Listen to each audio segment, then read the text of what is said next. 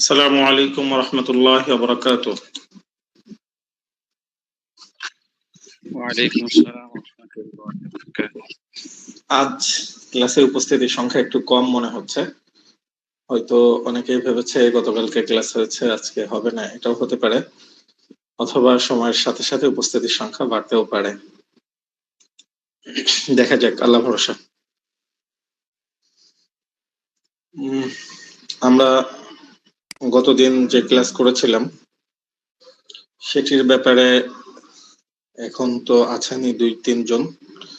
তাদের মধ্যে কারো কোনো মতামত বা কোনো কিছু জিজ্ঞাসা বা জানার থাকলে শুরুতে আমরা ওই বিষয়ে একটা ওভারভিউ বা আলোচনা করতে পারি। বিশেষ করে আমাদের ইমদাদুল্লাহ ভাই আছেন, আপনার যদি কোনো জিজ্ঞাসা বা মতামত থাকে বা কোনো থাকে বলতে পারেন।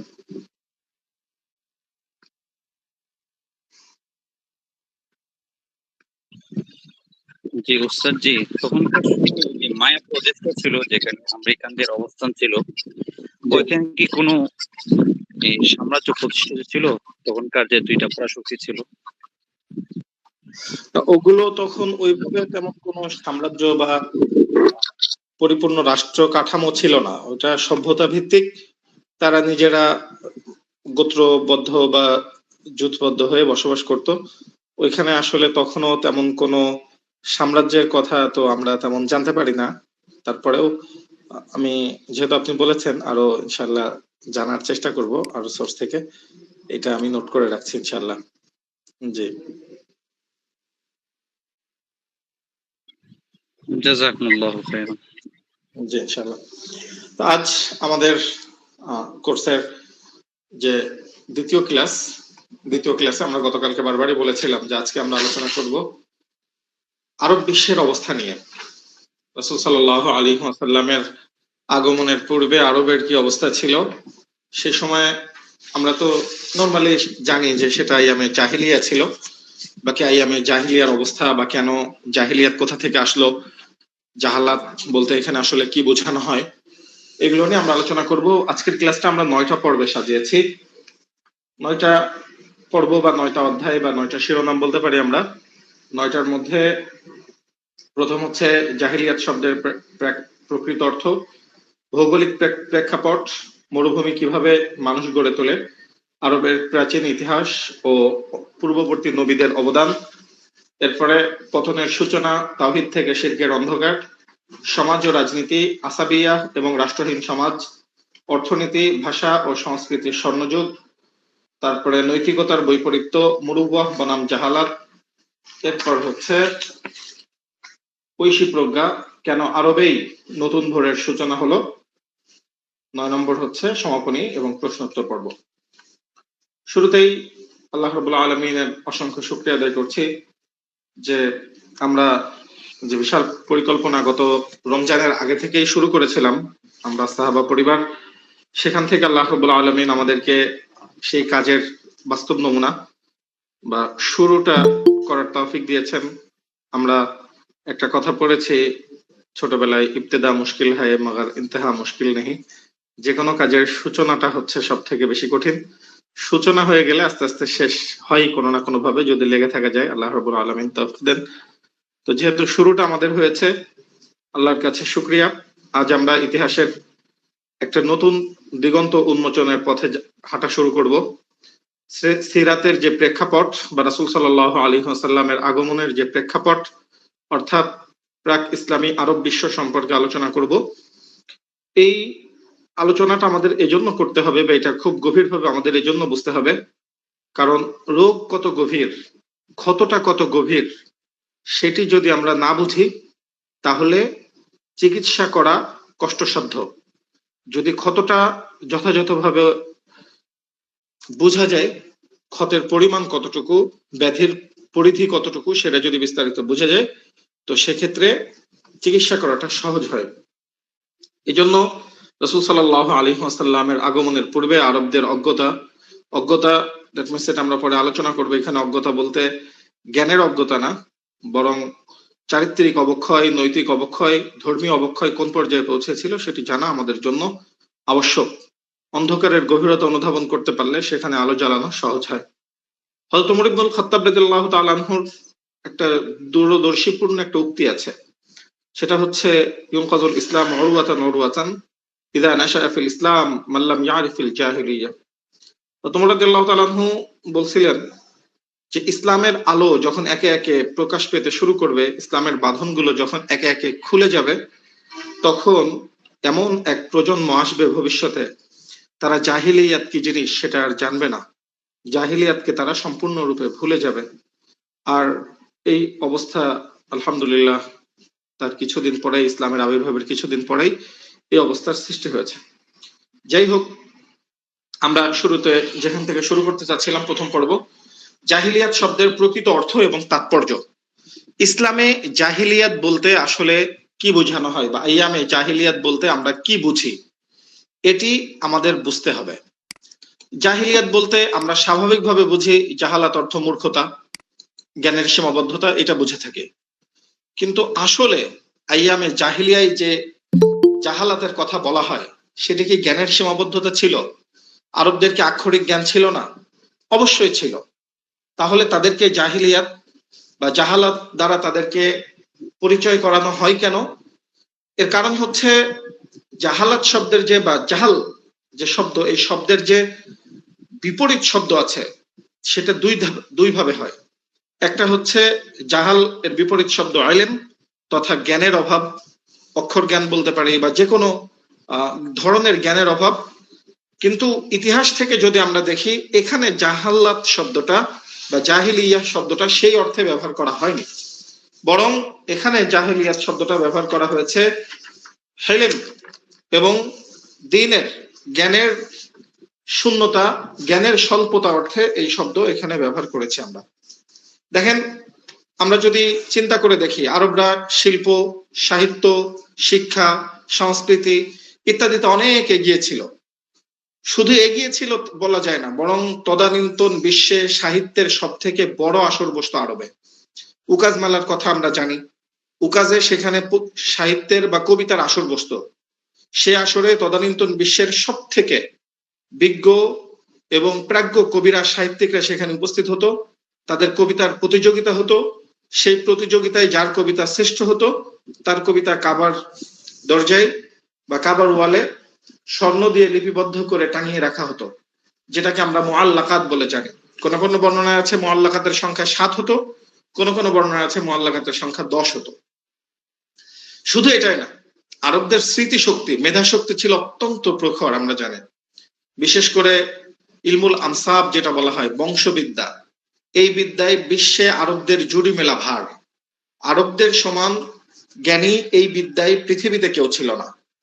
তারা শুধু নিজেদের না, বরং নিজেদের পাশাপাশি নিজেদের পশু, উট, ঘোড়া, এই সবের বংশলতিকাও তারা মুখস্থ করে রাখতো। একটা উটের 20 প্রজন্ম পূর্বে কোথায় ছিল সেই উট বা উটনিটা, কোথা থেকে আসছে, তার পরবর্তী প্রজন্ম কিভাবে আসছে, সব তাদের কাছে মুখস্থ থাকতো। মরুভূমির মধ্যে তারা উট বা ঘোড়ার পদচিহ্ন দেখে বলে দিতে পারতো, বা উট বা ঘোড়ার বিষটা দেখে তারা বলে দিতে পারতো যে এই উট কোন গোত্রের, কতদিন আগে এখান থেকে গেছে, কোন দিকে গেছে, এখন কোথায় অবস্থান করতেছে, এই সব কিছু তারা বলে দিতে পারতো। এতটাই প্রজ্ঞাবান, এত মেধাবী ছিল তারা। তো স্বাভাবিকভাবেই, আর কোরআন, এজন্য আল্লাহ রাব্বুল আলামিন, কোরআনের সব থেকে বড় মুজিজা হলো কোরআন বিশ্বের সর্বশ্রেষ্ঠ সাহিত্যের মানে উন্নীত সর্বোচ্চ সাহিত্যের মানদণ্ড হচ্ছে কোরআন। কারণ কি? কারণ আরবদের গর্ব, আরবদের অহংকারের ভিত্তিই ছিল হচ্ছে তাদের সাহিত্য, তাদের ভাষার উচ্চাঙ্গতা। এই কারণে আল্লাহ রাব্বুল আলামিন কোরআনকে এভাবে পাঠিয়েছেন। দেখেন, আমরা যদি কোরআন সুন্নাহ দিয়ে বিশ্লেষণ করি, যে আল্লাহ রাব্বুল আলামিন পবিত্র কোরআনে, রাসূলুল্লাহ সাল্লাল্লাহু আলাইহি ওয়াসাল্লাম হাদিসে এবং ঐতিহাসিকগণ তাদের ইতিহাসের কিতাব সমূহে জাহালাতকে কি অর্থে বা কিভাবে ব্যবহার করেছেন। পবিত্র কোরআনে আল্লাহ রাব্বুল আলামিন জাহালাতের কথা বা জাহিলিয়াতের কথা 4 জায়গায় উল্লেখ করেছেন। 4 জায়গার মধ্যে প্রথম আছে কোরআনে সূরা আলে ইমরান, আল্লাহ রাব্বুল আলামিন উল্লেখ করেছেন ইয়াযুন্নুনা বিল্লাহি গায়রাল হাক্কি যান্নাল জাহিলিয়া। তারা আল্লাহর সম্পর্কে জাহিলিয়াতের মতো বা জাহিলি যুগের মতো ভ্রান্ত ধারণা পোষণ করে। এখানে জাহিলিয়াত বলতে কিন্তু আক্ষরিক অর্থের কথা বোঝানো হয়নি, বরং আল্লাহ রাব্বুল আলামিন এখানে জাহিলিয়াত বলতে সেই সময় আরবরা, ইসলাম পূর্ব আরবরা আল্লাহ রাব্বুল আলামিনের ব্যাপারে যে সমস্ত ভ্রান্ত ধারণা পোষণ করত, যেমন তারা মনে করত যে সৃষ্টিকর্তা আল্লাহ এক, ঠিক আছে, কিন্তু আল্লাহ রাব্বুল আলামিন সরাসরি মানুষের ডাক শোনেন না, সরাসরি তিনি মানুষকে সহযোগিতা করতে পারেন না, বরং তার সহযোগিতার জন্য এই কাঠের মূর্তিগুলো, এগুলো আল্লাহ রাব্বুল আলামিনের এক একটা সহায়ক অংশ, তারা এটা মনে করত। তো এই হচ্ছে এখানে জাহিলিয়াত দ্বারা আল্লাহ রাব্বুল আলামিন শিরিক বুঝাচ্ছেন বা মূর্তি পূজা বুঝাচ্ছেন। আবার দেখেন, আমরা যদি বিচার ব্যবস্থার কথা চিন্তা করি, সূরা মায়েদায় আল্লাহ রাব্বুল আলামিন বলছেন আফা হুকমাল জাহিলিয়াতি ইয়াবগুন, তারা কি জাহিলিয়াতের বিচার ব্যবস্থাকে গ্রহণ করেছে, জাহিলিয়াতের বিচার পদ্ধতিকে গ্রহণ করেছে। তাদের বিচার ব্যবস্থা বা বিচার পদ্ধতি কি ছিল? তাদের বিচার ব্যবস্থা বা বিচার পদ্ধতি ছিল হচ্ছে, তাদের বিচার ব্যবস্থা বা বিচার পদ্ধতি ছিল জোর জার মূল্যোক্তার। তারা একটা নীতিতে বিশ্বাস করত যে তুমি তোমার ভাইকে সহযোগিতা করো, সে জালেম হোক বা মাজলুম হোক, তোমার গোত্রের লোক, তোমার জাতি ভাই, তো তুমি তাকে সহযোগিতা করো, ব্যাস, আর কোনো কিছু না, শুধু এতটুকু, তোমার জাতি ভাই কিনা সেটা দেখো, তুমি যদি হয় তাহলে তাকে সহযোগিতা করো। এখানে জাহিলিয়াত বলতে আল্লাহ রাব্বুল আলামিন এই অন্যায় নীতিকে বুঝিয়েছেন। আবার দেখেন, আম্মা জানদের আলোচনা করতে গিয়ে আল্লাহ রাব্বুল আলামিন উম্মাহাতুল মুমিনিনদের আলোচনা করতে গিয়ে সূরা আহজাবের মধ্যে বলেছেন ওয়ালা তাবাররুজনা তাবাররুজাল জাহিলিয়াতিল উলা, তোমরা জাহিলি যুগের মতো নিজেদের সৌন্দর্য প্রকাশ করে বেরিও না, অনাচারের দিকে ধাবিত হয় না। সেই সময়ে নারীদের অবস্থা কেমন ছিল? উলঙ্গপনা, নগ্ন হয়ে কাবা তাওয়াফ করা, তারপরে এই ধরনের যাবতীয় নির্লজ্জতাকে তখন শিল্পের পর্যায়ে নিয়ে যাওয়া হয়েছিল। এই চারিত্রিক অবক্ষয়কে আল্লাহ রাব্বুল আলামিন তাবাররুজাল জাহিলিয়া বলেছেন। আবার চিন্তা করেন যে গোত্রপ্রীতি, অহংকার, যেটা আমি বললাম, একদম মানে বিবেক বর্জিত জাতীয়তাবাদ যাকে বলা যায়। কোরআন আল্লাহ রাব্বুল আলামিন সূরা ফাতহ এর মধ্যে ইরশাদ করেছেন ইয জাআলাল্লাযীনা কাফারু ফি কুলুবিহিমুল হামিয়াতা হামিয়াতাল জাহিলিয়া, যখন কাফেররা তাদের অন্তরে অহংকার পোষণ করেছিল। কেমন অহংকার? হামিয়াতাল জাহিলিয়া, জাহিলি যুগের অন্ধ অহংকার। এটা ছিল আসাবিয়াহ, অন্ধ গোত্রপ্রীতি। তাদের মূলনীতি ছিল, যেটা আমি আগেই বললাম, যে তোমরা তোমাদের ভাইকে সাহায্য করো, জালিমান ও মাজলুমান, চাই সে জালিম হোক বা মাজলুম হোক, এটা তোমাদের দেখার ব্যাপার না। এই জন্য অন্যায় করলেও অন্যায়ের উপরে ভিত্তি করে তারা শত শত বছর ধরে যুদ্ধ করত। যুদ্ধের যে কারণ বা যেই যুক্তিতে তারা যুদ্ধ করতেছে, এই যুক্তিটা সঠিক কিনা বা এটা প্রয়োজন কিনা বা লজিক্যালি কোনো ভিত্তি আছে কিনা, এটা তারা চিন্তা করতো না, বরং তারা করতে হবে তাই করে যেত অন্যায়ভাবে। হাদিসের কথা যদি চিন্তা করি, আমরা হযরত আবু যর গিফারী রাদিয়াল্লাহু তাআলা আনহুর একটা বিখ্যাত ঘটনা জানি। বুখারী শরীফে আছে হাদিসটা, যে তিনি একবার হযরত বেলাল রাদিয়াল্লাহু তাআলা আনহু এর মায়ের দিকে ইঙ্গিত করে হযরত বেলাল রাদিয়াল্লাহু তাআলা আনহুর ব্যাপারে একটা কুৎসিত কথা বলেছিলেন। রাসূল সাল্লাল্লাহু আলাইহি ওয়াসাল্লাম এই কথা শুনে অত্যন্ত রাগান্বিত হয়েছিলেন এবং রাগান্বিত হয়ে হযরত আবু যর রাদিয়াল্লাহু তাআলা আনহুকে কঠোর ভাষায় ভর্ৎসনা করে বলেছিলেন, ইন্নাকা ইমরুন ফিকা জাহিলিয়া, তুমি এমন একটা কাজ করেছো যেই কাজটা তোমার জাহিলিয়াতের কাজের সাথে মিলে যায়, যেই কাজটা জাহিলিয়াতের আচরণের সাথে মিলে। দেখেন, হযরত আবু যর রাদিয়াল্লাহু তাআলা আনহু কিন্তু শাব্দিকভাবে বা অক্ষর জ্ঞানহীন নিরক্ষর ছিলেন না, কিন্তু তার এই কাজকে রাসূল সাল্লাল্লাহু আলাইহি ওয়াসাল্লাম জাহিলিয়াতের সাথে তুলনা করছেন। আবার বিদায় হজের ভাষণে রাসূল সাল্লাল্লাহু আলাইহি ওয়াসাল্লাম বলেছেন, জাহিলিয়াতের সকল রীতি রেওয়াজ সবকিছুর অস্তিত্ব আজকে বিলীন করে দেওয়া হলো, সবকিছুর অস্তিত্ব আজকে শেষ। তো এই জন্য এই বিষয়গুলো আমাদের খেয়াল করতে হবে। 3 নম্বর হচ্ছে ঐতিহাসিকগণ বা ঐতিহাসিকভাবে যদি আমরা একটু চিন্তা করে দেখি যে রাসূলুল্লাহ সাল্লাল্লাহু আলাইহি ওয়াসাল্লামের সময় আরবদের সর্দার ছিল আবু জাহালের মূল নাম বা প্রকৃত নাম কিন্তু আবু জাহাল না, তার প্রকৃত নাম হচ্ছে আবুল হাকাম। তাকে আবু জাহাল বলা হয়েছে কেন? তার মধ্যে কি অক্ষর জ্ঞান ছিল না? বা জাগতিক জ্ঞান বুদ্ধি কি তার ভিতরে ছিল না? অবশ্যই ছিল। কিন্তু আবু জাহাল কেন বলা হয়েছে? তার কাছে ওয়াহির জ্ঞান, সভ্যতার জ্ঞান, মানবতার জ্ঞান ইত্যাদি ছিল না। এই কারণে আবুল হাকামকে আবু জাহাল বলা হয়েছে। যদি তার মধ্যে প্রকৃত জ্ঞান থাকতো তাহলে আবু জাহাল কখনো কাঠের পুতুলের সামনে সিজদা করতো না। আবু জাহাল কখনো অন্যায় লড়াইয়ের জন্য বা তাওহীদকে দমিয়ে দেওয়ার জন্য সর্বাত্মক চেষ্টা করতো না। এই জন্য জাহিলিয়াত জিনিসটা কি, বা আমরা যে জাহিলিয়াত বলতে কি বুঝতেছি সেটি আমাদেরকে আগে বুঝতে হবে। আচ্ছা, এরপরে একটু আমরা চিন্তা করে দেখি, হযরত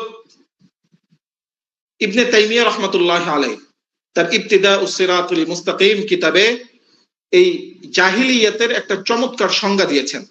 সংজ্ঞাটা হলো, জাহিলিয়াত এমন একটা অবস্থার নাম যার উপর রাসূল সাল্লাল্লাহু আলাইহি ওয়াসাল্লামের আগমনের পূর্বের সময়ের মানুষেরা ছিল।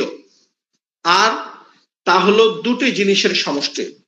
একটা হলো জাহাল তথা সঠিক ইলম বা জ্ঞানের অভাব, আর একটা হলো ইত্তিবাউল হাওয়া, প্রবৃত্তির অন্ধ অনুসরণ। এই জন্য আমরা যখনই জাহিলিয়াত পড়ব তখনই আমরা এই জিনিসটা মনে রাখবো। দেখুন, এই জাহিলিয়াত আমাদের যুগেও আছে। এই জাহাল মূর্খ মানুষ আমাদের সমাজেও আছে, যারা জাগতিকভাবে অনেক বড় জ্ঞানী, কিন্তু ইসলামের ছোট ছোট বিষয়গুলো তারা বুঝতে পারে না। এটাই তাদের মধ্যে জাহালাত। এই জাহালাতই আমরা বুঝাচ্ছি। এখানে কোনো জাগতিক জ্ঞান বা অক্ষর জ্ঞানের জাহালাত আমরা বুঝাচ্ছি না। এরপরে আমরা বুঝবো যে আরবের ভৌগোলিক প্রেক্ষাপট কেমন ছিল। আরবের ভৌগোলিক প্রেক্ষাপট ছিল ধুধু মরুভূমি। দেখেন, ইতিহাস পড়তে হলে শুধু ঘটনা না, আমরা আগেই বলেছি ঘটনার পিছনের কারণ খুঁজে বের করতে হয়। আরবরা এত সাহসী কেন ছিল? আরবরা এত উদার কেন ছিল? আরবদের মধ্যে এত মেহমানদারিত্ব এটা কেন ছিল? আরবদের মুখস্থ শক্তি, কুওয়াত হাফেজা, কুওয়াত জাবেতা এত বেশি কেন ছিল? এই বিষয়গুলো আমাদের পিছনের কারণগুলো খুঁজে বের করতে হবে। তো এই যে কারণগুলো, এগুলো হচ্ছে অনেক কিছুই ভৌগোলিক কারণে হয়। একটি জাতির মনস্তাত্ত্বিক, একটি জাতির মনস্তত্ত্ব, চরিত্র, জীবনাদর্শ, রাজনৈতিক কাঠামো কেমন হবে সেটা অনেকাংশেই নির্ভর করে সেই জাতি যেখানে বসবাস করছে সেখানকার জলবায়ু, ভূপ্রকৃতি, ভৌগোলিক পরিসীমা ইত্যাদি বিষয়ের উপরে নির্ভর করে। আমরা কখনো চিন্তা করে, যে কথা আমি বললাম, যে এই মানুষগুলো এত সাহসী, এত স্বাধীন চেতা, যে তারা কখনো জীবনে মৃত্যুর ভয় করতো না। এত সাহস তাদের মধ্যে কিভাবে আসলো, কোথা থেকে আসলো, এটা আমাদের খুঁজে বের করতে হবে। দেখেন, আরবের রুক্ষ মরুভূমি, যেই মরুভূমিতে জীবনের ধারণের জন্য যত কষ্ট ছিল, সেই সময় আরবে অন্য কোথাও স্বাভাবিক জীবন ধারণ এত কষ্ট ছিল না। আর এই কষ্ট সহিষ্ণুতা তাদেরকে সাহসী, আত্মমর্যাদাবান এবং উদার হিসাবে গড়ে তুলেছে। আরবদের কিছু বৈশিষ্ট্য ছিল, মরুভূমির কিছু বৈশিষ্ট্য আছে। আপনি যদি আরব উপদ্বীপের দিকে আমরা তাকাই, সেক্ষেত্রে আমরা কি দেখি? ধুধু মরুভূমি, রুক্ষ পাহাড়, উত্তপ্ত বালুকণা। একদিকে আমরা গতকালকে আলোচনা করেছি যে বিশাল রুবাল খালি বালুময় মরুভূমি, অন্যদিকে খাড়া বিশাল বড় বড় বড় বড় পাহাড়, পর্বতমালা দিয়ে ঘেরা। একদিকে চিন্তা করে দেখেন, দিনের বেলা 50 ডিগ্রি প্লাস তাপমাত্রা, রাত্রের বেলা হিমশীতল ঠান্ডা। এই যে বসবাসের অনুপযোগী, তীব্র পানির অভাব, গ্রীষ্মের দাবদাহ, ফল ফসলের অভাব, এই বসবাসের অনুপযোগী এক এলাকায় যদি কেউ এই তীব্র প্রতিকূল পরিবেশে বড় হয়, তাহলে তাদের মানসিকতা কেমন হবে? ঠিক আরবের মানুষদের অবস্থাও তেমনই হয়েছিল। তারা এই প্রকৃতির কাছ থেকে শিক্ষা গ্রহণ করেছিল কিভাবে চরম প্রতিকূলতার সাথে মোকাবেলা করে টিকে থাকতে হয়। আমরা আগের ক্লাসে আলোচনা করেছি যে রোমান এবং পারস্য সাম্রাজ্যের বিশাল দুইটা সাম্রাজ্য, সুপার পাওয়ার, আরবকে ঘিরে রেখেছিল, কিন্তু দখল কেন করেনি? দখল করতে পারেনি কেন? এর একটাই কারণ, তারা চিন্তা করেছে এই বিশাল মরুভূমির মধ্য দিয়ে আমাদের লক্ষ লক্ষ সৈন্যের বিশাল বহর নিয়ে গিয়ে যদি পানি না পায়, যদি এই গরম সহ্য করতে না পারে, তো মরুভূমির বালুতে মুখ থুবড়ে পড়ে মরা ছাড়া আমাদের আর কোনো উপায় থাকবে না। এই একটা কারণ। আর এই কারণেই আরবরা একদিকে প্রাকৃতিক ভাবে বিশাল একটা সুরক্ষার মধ্যে বসবাস করেছে। দেখুন, আরবে যারা বসবাস করত তারা বেশিরভাগই ছিল বেদুইন। এই বেদুইন বা তাদের এই যাযাবর জীবন তাদের চরিত্রের মধ্যে এক ধরনের কাঠিন্যতা নিয়ে এসে দিয়েছে। তারা একটু পানির জন্য শত শত মাইল তাদেরকে সফর করতে হতো। মরুভূমিতে উট নিয়ে কাফেলা নিয়ে চলছে তো চলছে। তো এই যে দৃঢ়তা, এই দৃঢ়তা তাদেরকে কিছু জিনিস শিখিয়েছে। এক হচ্ছে কষ্ট সহিষ্ণুতা। আমি আগেই বললাম যে দিনের বেলা যদি 50 ডিগ্রি তাপমাত্রা থাকে আর রাত্রে যদি অবস্থা হয় যে শীত, কঠিন শীত, তো অবস্থা কি দাঁড়ায়। দ্বিতীয় হচ্ছে তাদেরকে সাহসিকতা শিখিয়েছে। মরুভূমির মধ্যে যে কোনো সময় বালুঝড় আসতে পারে, যে কোনো সময় অজানা কোনো প্রাণী এসে আক্রমণ করতে পারে, যে কোনো সময় কোনো গোত্রের বাহিনী এসে ঘিরে ধরে, বা সে সময় যারা ডাকাত ছিল, দস্যু দল ছিল, তারা যে কোনো সময় আক্রমণ করে সবকিছু ছিনিয়ে নিতে পারে। এই সবকিছুর মোকাবেলা করার সাহসিকতা তাদের মধ্যে ছিল। আর একটা জিনিস তাদের মধ্যে এসেছে, যেহেতু নিজে কষ্টে আছে, এই কষ্ট যে বুঝতে পারে সে অন্যের কষ্টও বুঝতে পারে।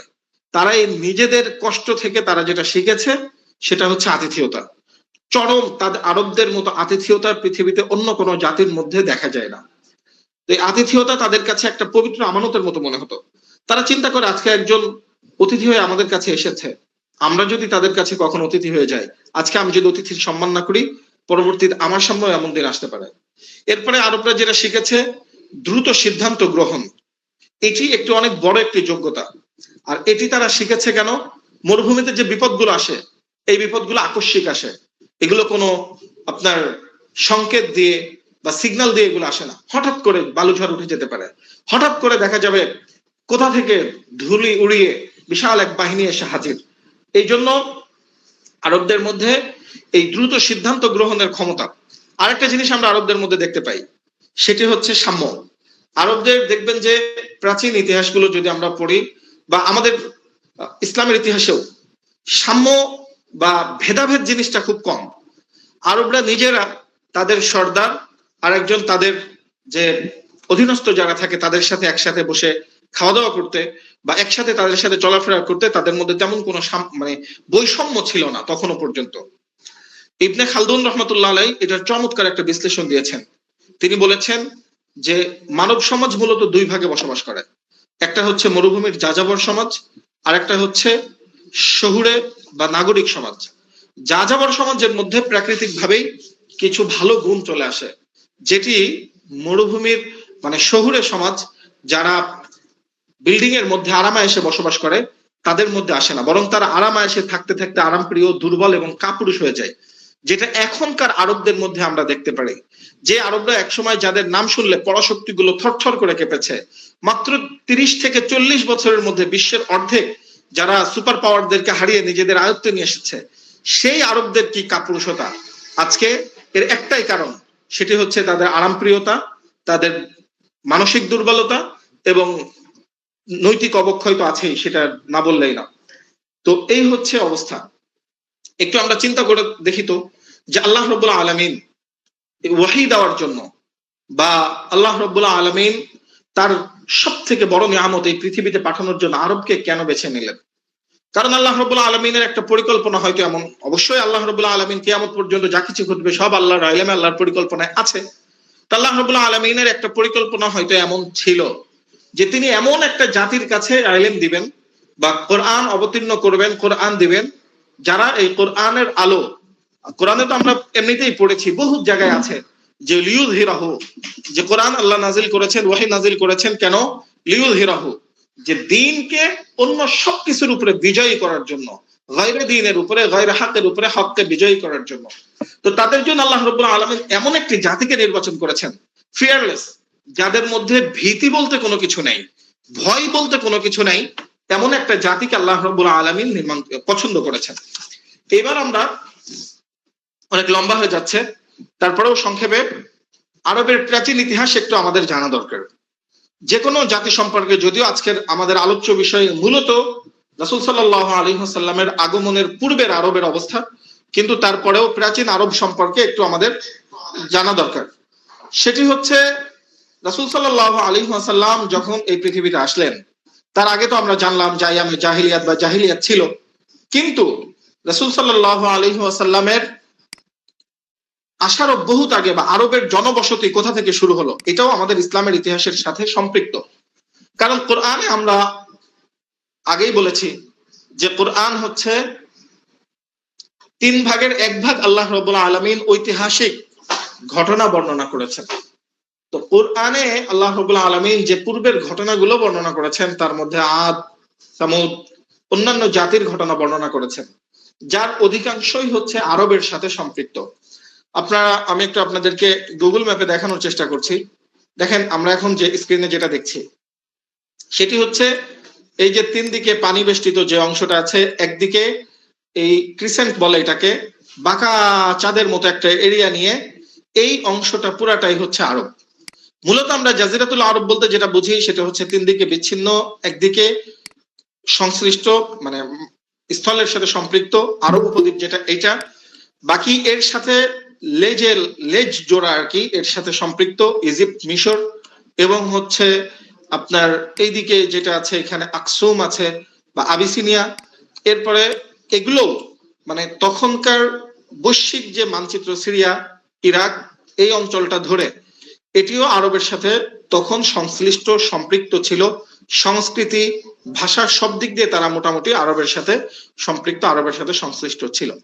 এবং ওয়াহির যে ধারা, এই ধারাটা মূলত পৃথিবীর এই অঞ্চলকে কেন্দ্র করেই, এই মিশর, তারপরে হচ্ছে আবিসিনিয়া, এরপরে ফিলিস্তিন, জর্ডান, সিরিয়া, লেবানন, ইরাক, আর আরব উপদ্বীপের মধ্যে যে দেশগুলো আছে সৌদি আরবিয়া, ইয়েমেন, এই অঞ্চলগুলোকে কেন্দ্র করেই তখন মূলত মানব সভ্যতা বা আদি যুগ থেকে পৃথিবীর সূচনা লগ্ন থেকে এখানেই মানুষের বসবাস এর আশেপাশে শুরু হয়েছিল। কিন্তু বেশি বসবাস ছিল হচ্ছে ফিলিস্তিন যে অঞ্চল ছিল, ফিলিস্তিন, জর্ডান, ইয়েমেন, মিশর, এই এলাকাগুলোতে। কারণ এগুলো তখন সবুজ শ্যামল শস্যে পরিপূর্ণ ছিল, আর মানুষ যারা সুখে শান্তিতে বসবাস করতে চাইতো, আরামপ্রিয় ছিল, তারা এই অঞ্চলগুলোতেই বেশি বসবাস করত। তো এই অঞ্চলে কি ছিল, আল্লাহ রাব্বুল আলামিন যখন আমরা সকলেই জানি আদম আলাইহিস সালাম এই পৃথিবীতে এসেছেন, ঐতিহাসিকভাবে কিছু কথা আছে এখানে যে আদম আলাইহিস সালাম শ্রীলঙ্কায় এসেছেন, মানে জান্নাত থেকে আসার পরে শ্রীলঙ্কায় অবতীর্ণ হয়েছেন। হাওয়া আলাইহাস সালাম জাদ্দায় অবতীর্ণ হয়েছেন। বাকি এই কথাগুলোর ঐতিহাসিক সূত্র খুব একটা নির্ভরযোগ্য না, এগুলো আসলে ইসরায়েলি বর্ণনা। যতটুকু আমরা পাই ততটুকু হচ্ছে হযরত আদম আলাইহিস সালাম কোথায় অবতরণ করেছিলেন, এটা অ্যাকচুয়ালি কোরআন, হাদিস বা ইতিহাসের নির্ভরযোগ্য যে সূত্রগুলো আছে সেগুলোতে তেমন পাওয়া যায় না। হয়তো তখন এটার ইম্পর্টেন্সই মনে করেননি কেউ, আল্লাহ রাব্বুল আলামিন কোরআনে এটা জানাননি কোথাও। আদম আলাইহিস সালামের দুনিয়ায় আসার ব্যাপারে অনেক কিছু জানিয়েছেন, কিন্তু কোথায় অবতীর্ণ হয়েছেন এটা আমাদেরকে জানেন। অনেকেই বলেন আরবের একটা অংশে তিনি অবতীর্ণ হয়েছিলেন, এটা আমার কাছে বেশি গ্রহণযোগ্য মনে হয়। কারণ সেই সময় একজন মানুষ, পৃথিবীতে প্রথম মানুষ তিনি শ্রীলঙ্কা থেকে আরাফায় গিয়ে, যেটা ঐতিহাসিকভাবে আমরা জানি যে আরাফার ময়দানে হযরত আদম আলাইহিস সালাম এবং মা হাওয়া আলাইহাস সালামের মিলন বা সাক্ষাৎ হয়েছিল প্রথম। তো তিনি শ্রীলঙ্কা থেকে সেই সময়ে জেদ্দা বা আরাফা পর্যন্ত কিভাবে পৌঁছলেন, এই প্রশ্ন যদি করা হয় তাহলে আসলে তিনি যে আমরা যেটা বলি পিকেডি অ্যাডাম শ্রীলঙ্কায় সেখানে অবতীর্ণ হয়েছেন, এটা আসলে এই মতামত তখন আর টিকে না। যাই হোক, এটা অনেক ঐতিহাসিক বিতর্ক আছে ব্যাপারে, সেদিকে আমি যাচ্ছি না। তিনি আরবে প্রথম বসবাস শুরু করেছেন, এটা সত্য কথা। তাদের কোরআন বা ইতিহাসের বর্ণনা থেকে আমরা যেটা জানি যে আদম আলাইহিস সালাম এবং হাওয়া আলাইহিস সালামের মিলনে প্রত্যেকবার 2 জন করে, একজন ছেলে একজন মেয়ে জন্ম হতো। এরপরে হাবিল কাবিলের যে বিখ্যাত ঘটনা সেটি আমরা জানি। তো আদম আলাইহিস সালামের সন্তানদের মধ্যে থেকে হযরত শীস আলাইহিস সালাম তিনি নবী হয়েছিলেন। এরপরে হচ্ছে আস্তে আস্তে আস্তে আস্তে এভাবে ধারাবাহিকভাবে নবুয়তের ধারা চলছিল এবং ওনারা আরবের আশেপাশেই বসবাস করছিলেন।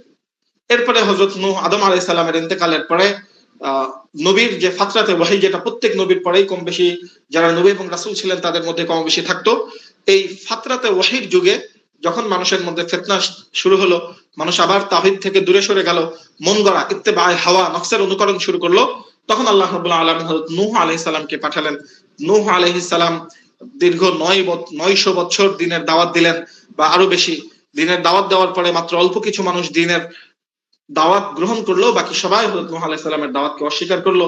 আল্লাহ রাব্বুল আলামিন প্লাবন দিলেন, প্লাবনে ধ্বংস হয়ে গেল। তো নূহ আলাইহিস সালামের নৌকা আমরা জানি বা কিস্তি যাই বলি না কেন, সেটিকে আল্লাহ রাব্বুল আলামিন সেটির মধ্যে মানব সভ্যতাকে রক্ষা করেছিলেন। তখন হযরত নূহ আলাইহিস সালামের তিনজন সন্তান এবং তার কিছু মুমিন অনুসারী তারা টিকে ছিল। তারা সেখান থেকে গিয়ে তুরস্কে প্রথম নূহ আলাইহিস সালামের নৌকা আমরা যতদূর জানি সেখানে স্থান নিয়েছিল, সেখানে অবস্থান করছিল। এরপরে নূহ আলাইহিস সালামের তিনজন সন্তান, সেই তিনজন সন্তান সেখান থেকে তিন দিকে ছড়িয়ে পড়ে তাদের সন্তানদেরকে নিয়ে। সেখান থেকে একজন সন্তান, তার মাধ্যমে আরবের সূচনা হয়। আরব তিন ভাগে বিভক্ত। আমরা আরবি সাহিত্য পড়ার সময় এই আলোচনা হয়তো ক্লাসে আপনারা শুনেছেন যে আরব বা আরবের মানুষ তিন ভাগে বিভক্ত। আরবের মানব সভ্যতাকে আমরা তিন ভাগে ভাগ করি, আরবে বাঈদা, আরবে আরিবা, আরবে মুস্তাআরিবা।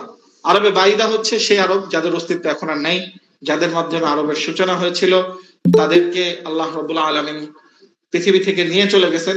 সেই সভ্যতার অস্তিত্ব এখন আর নাই।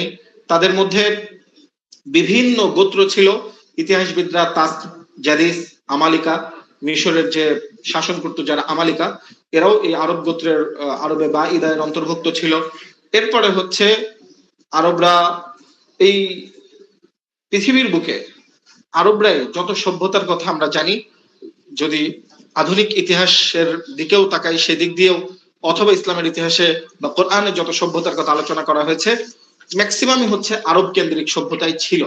যেমন সর্বপ্রথম হচ্ছে আদ জাতির কথা আমরা যদি আলোচনা করি।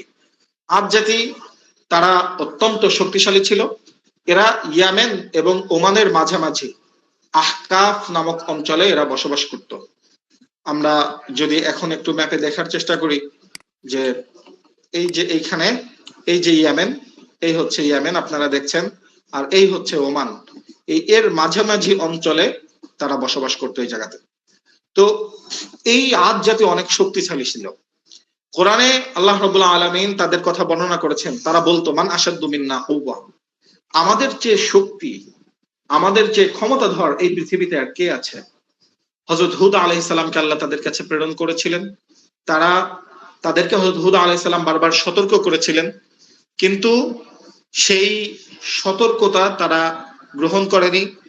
তারা হুদ আলাইহিস সালামের দাওয়াত গ্রহণ করেননি, বরং দাওয়াত গ্রহণ না করে তারা সেটিকে অস্বীকার করছিল। কোরআনে আল্লাহ রাব্বুল আলামিন তাদের ভয়াবহ পরিস্থিতির কথা বর্ণনা করেছেন বিভিন্ন জায়গায়। সূরা ফাজরের মধ্যে আছে, সূরা হাক্কার মধ্যে আছে। আল্লাহ রাব্বুল আলামিন সূরা ফাজরে বলেছেন, আলাম তারা কাইফা ফাআলা রাব্বুকা বিআদ ইরাম যাতিল ইমাদ আল্লাতী লাম ইখলাক মিথলুহা ফিল বিলাদ। হে নবী, আপনি কি দেখেননি যে তাদেরকে আমি কিভাবে ধ্বংস করে দিয়েছি? একদম তাদের অস্তিত্ব আল্লাহ রাব্বুল আলামিন বিলীন করে দিয়েছিলেন। এরপরে হচ্ছে সামুদ জাতির কথা আমরা জানি। তারাও নিজেদের অস্তিত্ব নিয়ে অহংকার করত। ওয়া সামুদ আল্লাযীনা জাবু সখরা বিল ওয়াদ, তারাও নিজেদের অস্তিত্ব, নিজেদের কৃতিত্ব নিয়ে তারা অহংকার করত। তাদের বসবাস ছিল মদিনা থেকে উত্তর পশ্চিমে সিরিয়ার কাছাকাছি তারা বসবাস করত। ঠিক আছে? তো তাদেরকে আল্লাহ রাব্বুল আলামিন নবী পাঠিয়েছেন, সতর্ক করেছেন। তারা পাহাড় কেটে কেটে নিখুঁত বিল্ডিং তৈরি করত। তো তাদেরকে আল্লাহ রাব্বুল আলামিন তাদের অহংকারের কারণে, রাসূলদেরকে অস্বীকার করার কারণে, নবীদেরকে অস্বীকার কারণে আল্লাহ রাব্বুল আলামিন তাদেরকে ধ্বংস করেছেন। দেখেন কোরআনে আল্লাহ রাব্বুল আলামিন বারবার এই আদ এবং সামুদ এই দুই জাতির কথা উল্লেখ করেছেন। কেন করেছেন এর একটা বিশ্লেষণ আমরা করতে পারি। মক্কার কুরাইশরা যখন সফরে যেত, এবং এই আলোচনাগুলো কিন্তু মাক্কি সূরায় বেশি আছে, আল্লাহ রাব্বুল আলামিন তাদের বাস্তব উদাহরণ পৃথিবীতে রেখেছিলেন। আর রেখেছিলেন বলেই আল্লাহ রাব্বুল আলামিন তাদেরকে এই মক্কাবাসী বা কুরাইশকে জানানোর জন্য এই কথা বারবার বলতেন। কেন? তারা যখন সফরে যেত, সফরে যাওয়ার সময় তারা এই আদ এবং সামুদ এই দুই গোত্র যেখানে বসবাস করত, সিরিয়া এবং ইয়ামেনে যাওয়ার সময় তারা এই দুই গোত্রের বসবাসরত ধ্বংসপ্রাপ্ত যে চিহ্ন আল্লাহ টিকিয়ে রেখেছেন সেই দিক দিয়ে তারা সফরে যাইত। তো আল্লাহ তাদেরকে বুঝাইতে চাইতেন, দেখো তোমাদের যে সামান্য শক্তি আর সম্পদ, এই আদ বা সামুদ জাতির কাছে তোমাদের এই শক্তি কিচ্ছু না। আল্লাহ রাব্বুল আলামিনের ওহী যদি তোমরা, আল্লাহ রাব্বুল আলামিনের দ্বীনকে যদি তোমরা কবুল না করো, তো আল্লাহ রাব্বুল আলামিন চাইলে তোমাদেরকে ধ্বংস করতে পারতেন। আরবের মাদাইনে সালেহ বলে একটা যে আছে, সেখানে আমরা জানি এখনো সেই জাতির আরবে বাঈদার যে বিলুপ্তির চিহ্ন, সেটি আল্লাহ রাব্বুল আলামিন টিকিয়ে রেখেছেন। আমরা ছোট্ট একটা ব্রেক নিব 5 মিনিটের। ব্রেকের পরে ইনশাআল্লাহ আমরা পরবর্তীতে আজকের যে আলোচনা আরবে আরি বা অন্যান্য আরো যে বিষয় আছে সেখান থেকে জাহালাতের দিকে কিভাবে আসলো ইনশাআল্লাহ সামান্য একটু ব্রেকের পরে আমরা সে আলোচনা করবো ইনশাআল্লাহ। এর মধ্যে এ পর্যন্ত যদি কারো কোনো জিজ্ঞাসা বা প্রশ্ন থাকে আপনারা কমেন্টে বা আপনাদের প্রশ্নগুলো রেডি করেন, ইনশাআল্লাহ আমরা সেই প্রশ্নের উত্তর পরবর্তীতে দিব।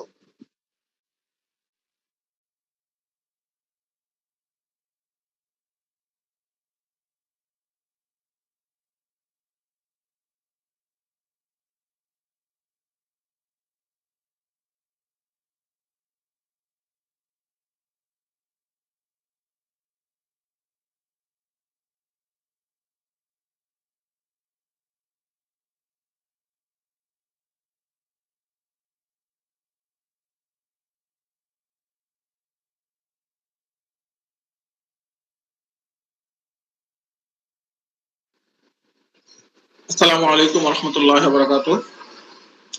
আমরা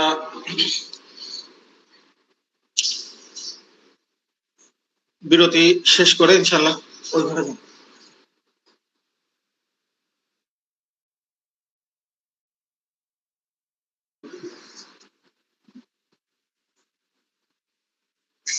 বিরতি শেষ করে ইনশাআল্লাহ আমরা আবার শুরু করছি। যেখানে আমরা ছিলাম যে আরবে বা ইদা যাদের অস্তিত্ব এখন বিলীন হয়ে গেছে। এরপরে যে আরব আমরা জানি তাদেরকে হচ্ছে আরবে আরিবা বলা হয়। আরবে আরিবা বলতে যারা হচ্ছে অকৃত্রিম আরব বা মূল আরব যারা তারা হচ্ছে তাদেরকে আমরা কাহতানিয়ুন বলে চিনে থাকি।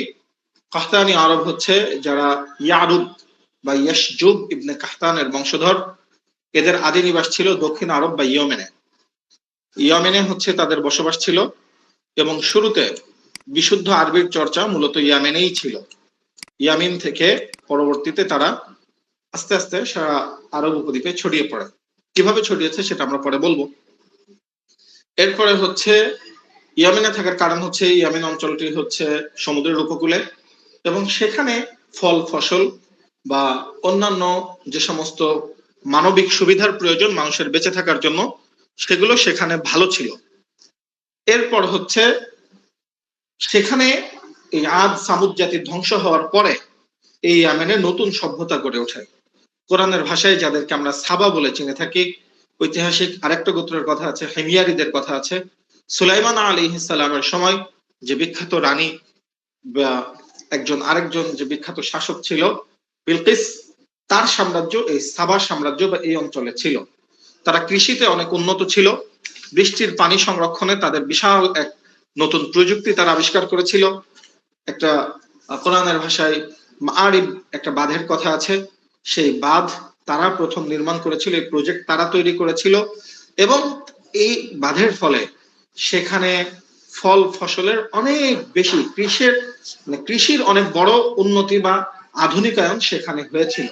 কিন্তু অত্যন্ত এখানে একটা ঐতিহাসিক পৌরাণিক একটা কথা প্রচলিত আছে যে এত ফল ফসলে সেখানে ভর্তি হয়ে গিয়েছিল, যদি কেউ কোনো বাগানের মধ্য দিয়ে খালি ঝুড়ি মাথায় করে যায় তো সেখান থেকে ফসল পড়ে বা ফল পড়ে অটোমেটিক যে ফলগুলো ঝরে পড়তো সেই ঝরে পড়া ফলেই সেই ঝুড়ি পূর্ণ হয়ে যেত।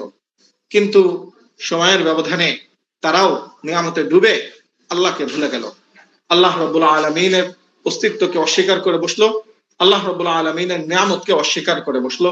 তাওহীদকে ভুলে গেল, নবীদের আদর্শকে ভুলে গেল। তখন আল্লাহ রাব্বুল আলামিন তাদেরকে আযাব দিলেন। কোরআনের ভাষায় যে আযাবকে আমরা সাইলুল আরিম বলে জানি। এই আযাব দিয়ে আল্লাহ রাব্বুল আলামিন তাফসীরকারগণ উল্লেখ করেছেন যে ছোট ছোট প্রাণী দিয়ে আল্লাহ রাব্বুল আলামিন এই বাঁধ, ইঁদুরের মতো ছোট্ট প্রাণী দিয়ে আল্লাহ রাব্বুল আলামিন এই বাঁধকে ধ্বংস করে দিয়েছিলেন। তো এই যে তাদেরকেও আল্লাহ রাব্বুল আলামিন আযাব দিয়ে শেষ করে দিলেন। দেখেন এখানে আমাদের একটা জিনিস বোঝার আছে, সেটি হচ্ছে প্রথমত এই বাঁধ ধ্বংসের ফলে সে সময় ইয়েমেনের অর্থনীতি বা সাবাই এবং হিমিয়ারিদের অর্থনীতি ধসে পড়ে। এবং একটা জিনিস এখানে আমাদের মনে রাখতে হবে, যে কথা আমি বলছিলাম শুরুতে বলতে গিয়েছিলাম, সেটি হচ্ছে রাসূল সাল্লাল্লাহু আলাইহি ওয়াসাল্লাম যখন হিজরতের সময় মদিনায়, আমি যে বলছিলাম যে তারা মূল আরবে বা সৌদি আরবিয়াতে কিভাবে আসলো, তাদের বসবাস কিভাবে শুরু হলো। যখন ওই বাঁধ ভেঙে গেল তখন ইয়েমেন প্লাবিত হলো। ইয়েমেন প্লাবিত হলে সেখান থেকে এই আরবে আরি বা যারা বা কাহতানি আরব যারা তারা সেখান থেকে মানে বিপদ থেকে বাঁচার জন্য, আযাব থেকে বাঁচার জন্য পালানো শুরু করলো। তো এই মদিনায় এসে তারা দেখলো যে মদিনার প্রকৃতি পরিবেশ কিছুটা সবুজ শ্যামল। তখন তারা মদিনায় বসবাস করা শুরু করলো। রাসূল সাল্লাল্লাহু আলাইহি ওয়াসাল্লাম হিজরত করার পরে আউস এবং খাজরাজ গোত্রের যে লোকেরা রাসূল সাল্লাল্লাহু আলাইহি ওয়াসাল্লামকে আশ্রয় দিয়েছিল, তারা এই কাহতানি আরব বা আরবে আরিবার সেই সময়ের এই গোত্রের বা এই বংশধারারই লোক তারা। এদেরকে আল্লাহ রাব্বুল আলামিন মদিনায় নিয়ে এসে রেখেছিলেন এবং তাদের মাধ্যমে আল্লাহ রাব্বুল আলামিন রাসূলুল্লাহ সাল্লাল্লাহু আলাইহি ওয়াসাল্লামের নিরাপদ আশ্রয়ের ব্যবস্থা গ্রহণ করেছেন। এরপরে শুরু হলো মক্কায় হযরত ইব্রাহিম আলাইহিস সালামের আগমনের সময়কাল। আমরা জানি আরবে বারিদা বা আরবে আরিবার ইতিহাস আমরা শুনেছি। তো এখানে এই যে কুরাইশ গোত্রের সূচনা কিভাবে হলো বা রাসূল সাল্লাল্লাহু আলাইহি ওয়াসাল্লামের যে পূর্বপুরুষ তারা কিভাবে মক্কায় মানে আরবে আসলো বা মক্কায় আসলো, এতদিন পর্যন্ত আমরা যে আরবদের আলোচনা করলাম ততক্ষণ পর্যন্ত মক্কায় তেমন কোনো মানুষের বসবাস ছিল না। আর মক্কা নামে তো জায়গাটা ছিল না। আমরা কোরআনের ভাষায় জানি ইন্না আউয়ালা বাইতুন উযিআ লিন-নাসি লাল্লাযী বিবাক্কাতা মুবারাকা, যে জায়গায় বিশ্বের প্রথম ঘর নির্মাণ করা হয় সেই জায়গাটা বাক্কা ছিল। জায়গার নাম কোরআনের ভাষায় বলা হচ্ছিল বাক্কা, পরবর্তীতে রূপান্তর হয়ে মক্কা হয়। যাই হোক, সেদিকে আমরা আজকে যাচ্ছি না। তো হযরত ইব্রাহিম আলাইহিস সালামকে আল্লাহ রাব্বুল আলামিন নির্দেশ দিলেন যে ইব্রাহিম আলাইহিস সালাম তিনি তখনও পর্যন্ত তিনি যেখানে ছিলেন আল্লাহ রাব্বুল আলামিন তার সেখান থেকে মক্কায় যেখানে রুক্ষ প্রকৃতি, জনমানবহীন, শুষ্ক মরুভূমি, ফল ফসলের কোনো কিচ্ছু নেই, মানুষের বাঁচার জন্য যা মানবীয় প্রয়োজন সেগুলোর কোনো ব্যবস্থা নেই, কিন্তু আল্লাহ রাব্বুল আলামিন হযরত ইব্রাহিম আলাইহিস সালামকে নির্দেশ দিলেন শাম থেকে, সিরিয়া বা ফিলিস্তিন, শাম থেকে হযরত ইব্রাহিম আলাইহিস সালামকে মক্কায় হিজরত করার নির্দেশ দিলেন এবং বললেন তার স্ত্রী এবং সন্তান হযরত ইসমাঈল আলাইহিস সালামকে মক্কায় রেখে আসতে হবে। একটু চোখ বন্ধ করে চিন্তা করে দেখেন তো যে পরিস্থিতিটা কেমন হতে পারে, যেখানে মানুষ নেই, যেখানে চেনেন না, মানুষ তো নেই, মানুষের বসবাসের জন্য যে যতটুকু একদম নিম্ন থেকে নিম্ন যতটুকু প্রয়োজন সে কোনো ব্যবস্থাও নেই। তারপরেও হযরত ইব্রাহিম আলাইহিস সালাম আল্লাহর নির্দেশে তার সন্তানদেরকে নিয়ে, স্ত্রী সন্তানকে নিয়ে রওনা দিলেন, সেখানে রেখে আসলেন এক থলে খেজুর, এক মশক পানি দিয়ে। হযরত ইব্রাহিম আলাইহিস সালাম কে আম্মা হাজারা প্রশ্ন করেছিলেন যে এখানে যে রেখে আসতেছেন বা আমাদেরকে রেখে যাচ্ছেন এটা কি আল্লাহর নির্দেশ? তিনি বললেন হ্যাঁ, আল্লাহর নির্দেশ। ব্যাস, আর কোনো কথা নাই। ধৈর্যের বা আল্লাহর প্রতি নিজেকে সঁপে দেওয়ার এর থেকে বড় উদাহরণ আর কোনো কিছু হতে পারে না। একদিকে যেমন আল্লাহ রাব্বুল আলামিনের প্রতি নিজের কোরবানি, অন্যদিকে তাওয়াক্কুলের চরম উপমা হচ্ছে এটা। এবং মাহাজের বলেছিলেন যে আপনি যে আমাদেরকে রেখে যাচ্ছেন, যদি এটা আল্লাহর নির্দেশ হয় তাহলে আল্লাহ রাব্বুল আলামিন আমাদেরকে ধ্বংস করবেন না, তিনি আমাদেরকে রক্ষা করবেন। হযরত ইব্রাহিম আলাইহিস সালাম সেই সময়ের অবস্থা বর্ণনা করেছেন, মক্কার পরিচয় দিয়েছেন যে আমি আমার পরিবারকে এখানে রেখে যাচ্ছি বিওয়াদিন গায়রি যি যার'ইন ইনদা বাইতিকাল মুহাররম, যেখানে বিওয়াদিন গায়রি যি যার', সবুজ শ্যামল বলতে, ফল ফসল বলতে কিছুই ছিল না, একদম অনুর্বর ভূমিতে, রুক্ষ মরুভূমিতে তিনি রেখে এসেছিলেন। কোরআনের সূরা ইব্রাহিমের মধ্যে এই আয়াত আমরা জানি। এরপরে জন্ম হলো নতুন আরবের একটা প্রজন্মের, সেটাই হচ্ছে আমরা আধুনিক আরব বলে যাদেরকে চিনি, আরবে মুস্তাআরিবা। মুস্তাআরিবা তাদেরকে এই কারণে বলা হয়, তারা মূলত আরব ছিল না, বরং তাদেরকে পরবর্তীতে আরব বানানো হয়েছে। সেটি হচ্ছে ইব্রাহিম আলাইহিস সালামের সন্তান হযরত ইসমাঈল এবং তার পরবর্তী বংশধরেরা। আমরা জানি যে হযরত ইসমাঈল আলাইহিস সালাম পানির তৃষ্ণায় ছটফট করছিলেন। এরপরে আম্মাজান তিনি হচ্ছে পানির জন্য সাফা মারওয়া সাই করছিলেন, বারবার দৌড়াচ্ছিলেন। সেটির ঘটনা আমরা হজের আলোচনা আমরা সকলেই জানি, অনেক বিস্তারিত আলোচনা। এরপরে ইব্রাহিম আলাইহিস সালামের পায়ের আঘাতে অথবা হযরত জিবরাইল আলাইহিস সালামের পাখার আঘাতে সেখানে একটি কূপ সৃষ্টি হয়, যেটাকে আমরা জমজম কূপ নামে চিনি। সেই কূপে থেকেই এই আরবে মুস্তাআরিবার উৎপত্তি। সেখানে যখন হযরত ইব্রাহিম আলাইহিস সালামের সন্তান ইসমাঈল এবং তার মা সেখানে বসবাস করছিলেন, তখন একটা গোত্র যারা ইয়েমেনে বসবাস করত, এই ইয়েমেনের একটি গোত্র যাদের নাম ছিল জুরহুম, এই জুরহুম গোত্র তারা সফরের সময় দেখলো যে এক জায়গা দিয়ে কিছু পাখি উড়াউড়ি করছে। এই পাখি দেখে তারা চিন্তা করলো যে এখানে পানির সন্ধান আছে। তো পানির সন্ধানের চিন্তা করে তারা সেখানে গেল। সেখানে যাওয়ার পরে দেখলো একটা কূপ, এবং সেখানে হযরত ইসমাইল তার মায়ের সাথে বসবাস করছেন। তারা সেখানে বসবাসের চিন্তা করলো, তাদের সাথে বসবাসের ব্যাপারে পরিকল্পনা করলো, এবং এই জুরহুম গোত্রের লোকেরা সেখানে, তারা ইয়েমেন থেকে এসেছিল, এবং তারা আদি আরবি বা আরবি ভাষা সম্পর্কে, যেহেতু তারা সেই সময়ে আমি আগেই বলেছি যে মূল আরবের বা আরবির চর্চা ছিল বা আরব ছিল ইয়েমেনের অধিবাসীরা। তো তারা সেখানে বসতি স্থাপন করা শুরু করলো। হযরত ইব্রাহিম আলাইহিস সালাম যেহেতু শাম থেকে এসেছেন, তার পূর্ব ইসমাইল আলাইহিস সালাম, তো তার পূর্বপুরুষদের ভাষা ছিল সে সময় হিব্রু ভাষা। ফিলিস্তিন বা সিরিয়া এই অঞ্চলে তখন হিব্রু ভাষা ছিল। তো জুরহুম গোত্রের লোকদের কাছ থেকে হযরত ইব্রাহিম আলাইহিস সালাম আরবি ভাষা শিখলেন। ইসমাইল আলাইহিস সালাম আরবি ভাষা শুধু শিখলেন না, একদিকে হিব্রু ভাষার পাণ্ডিত্য বা বিশুদ্ধ হিব্রু এবং আরবির সমন্বয়, অত্যাধুনিক একটা আরবি ভাষা তিনি বা সেই গোত্রের লোকেরা একটা নতুন আরবির সূচনা করলো, যেটাই হচ্ছে আরবে মুস্তাআরিবা। এভাবে আরবে মুস্তাআরিবার উৎপত্তি হলো, এবং এই আরবিটাই পরবর্তীতে আমরা আধুনিক আরবি বা কুরাইশি আরবি বলে জানি। এরপরে কুরাইশ গোত্রের আলোচনা আসবে। হযরত ইব্রাহিম আলাইহিস সালাম এবং ইব্রাহিম আলাইহিস সালাম, আল্লাহর নির্দেশ, ইব্রাহিম আলাইহিস সালাম আবার তার সন্তানকে দেখতে আসলেন। ইসমাইল আলাইহিস সালাম যৌবনে পদার্পণ করলেন। এর মাঝখানে কুরবানির ঘটনা আছে, আমরা জানি, সেদিকে আমি যাব না। এরপরে হযরত ইসমাইল আলাইহিস সালাম এবং ইব্রাহিম আলাইহিস সালাম কাবা নির্মাণ করলেন। কোরআনে আল্লাহ রাব্বুল আলামিন সূরা বাকারার মধ্যে, অন্যান্য সূরার মধ্যে বারবার এই আলোচনা করেছেন। রব্বানা, হযরত ইব্রাহিম আলাইহিস সালাম কাবা নির্মাণের বিখ্যাত দোয়া করেন, রব্বানা ওয়া বা'থ ফীহিম রাসূলান ইয়াতলু আলাইহিম আয়াতিক হুমুল কিতাব ওয়াল হিকমা ওয়া যাক্কিহিম। এই আয়াত, হযরত ইব্রাহিম আলাইহিস সালামের এই দোয়ার ফসল হলো রাসূলুল্লাহ সাল্লাল্লাহু আলাইহি ওয়াসাল্লাম, আমরা জানি।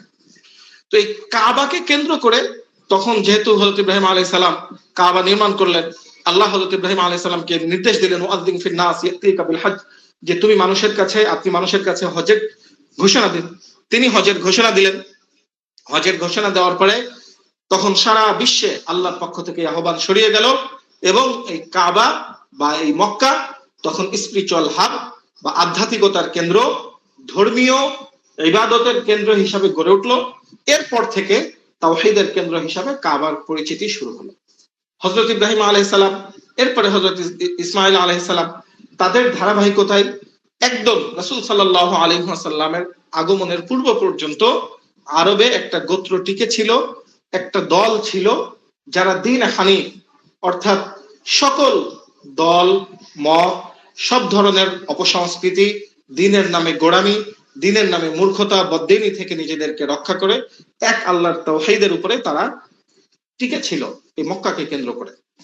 কিন্তু তারাও এক পর্যায়ে গিয়ে নিজেদের ইবাদতের মধ্যে ফিতনা ঢুকিয়ে ফেললো। শিরকের সূচনা হলো, তাওহীদ থেকে শিরকের দিকে তারা ধাবিত হলো। একজন ব্যক্তি ছিল, তার নাম ছিল আমর ইবনে লুহাই আল খুজাই। এই লোক সেও জুরহুম, এখানে একটা ইতিহাস আছে অবশ্য, সেটি হচ্ছে যে আমরা জানি যে কথা আগে বললাম যে তাওহীদের ঘটনা, মানে তাওহীদের কেন্দ্র ছিল মক্কা।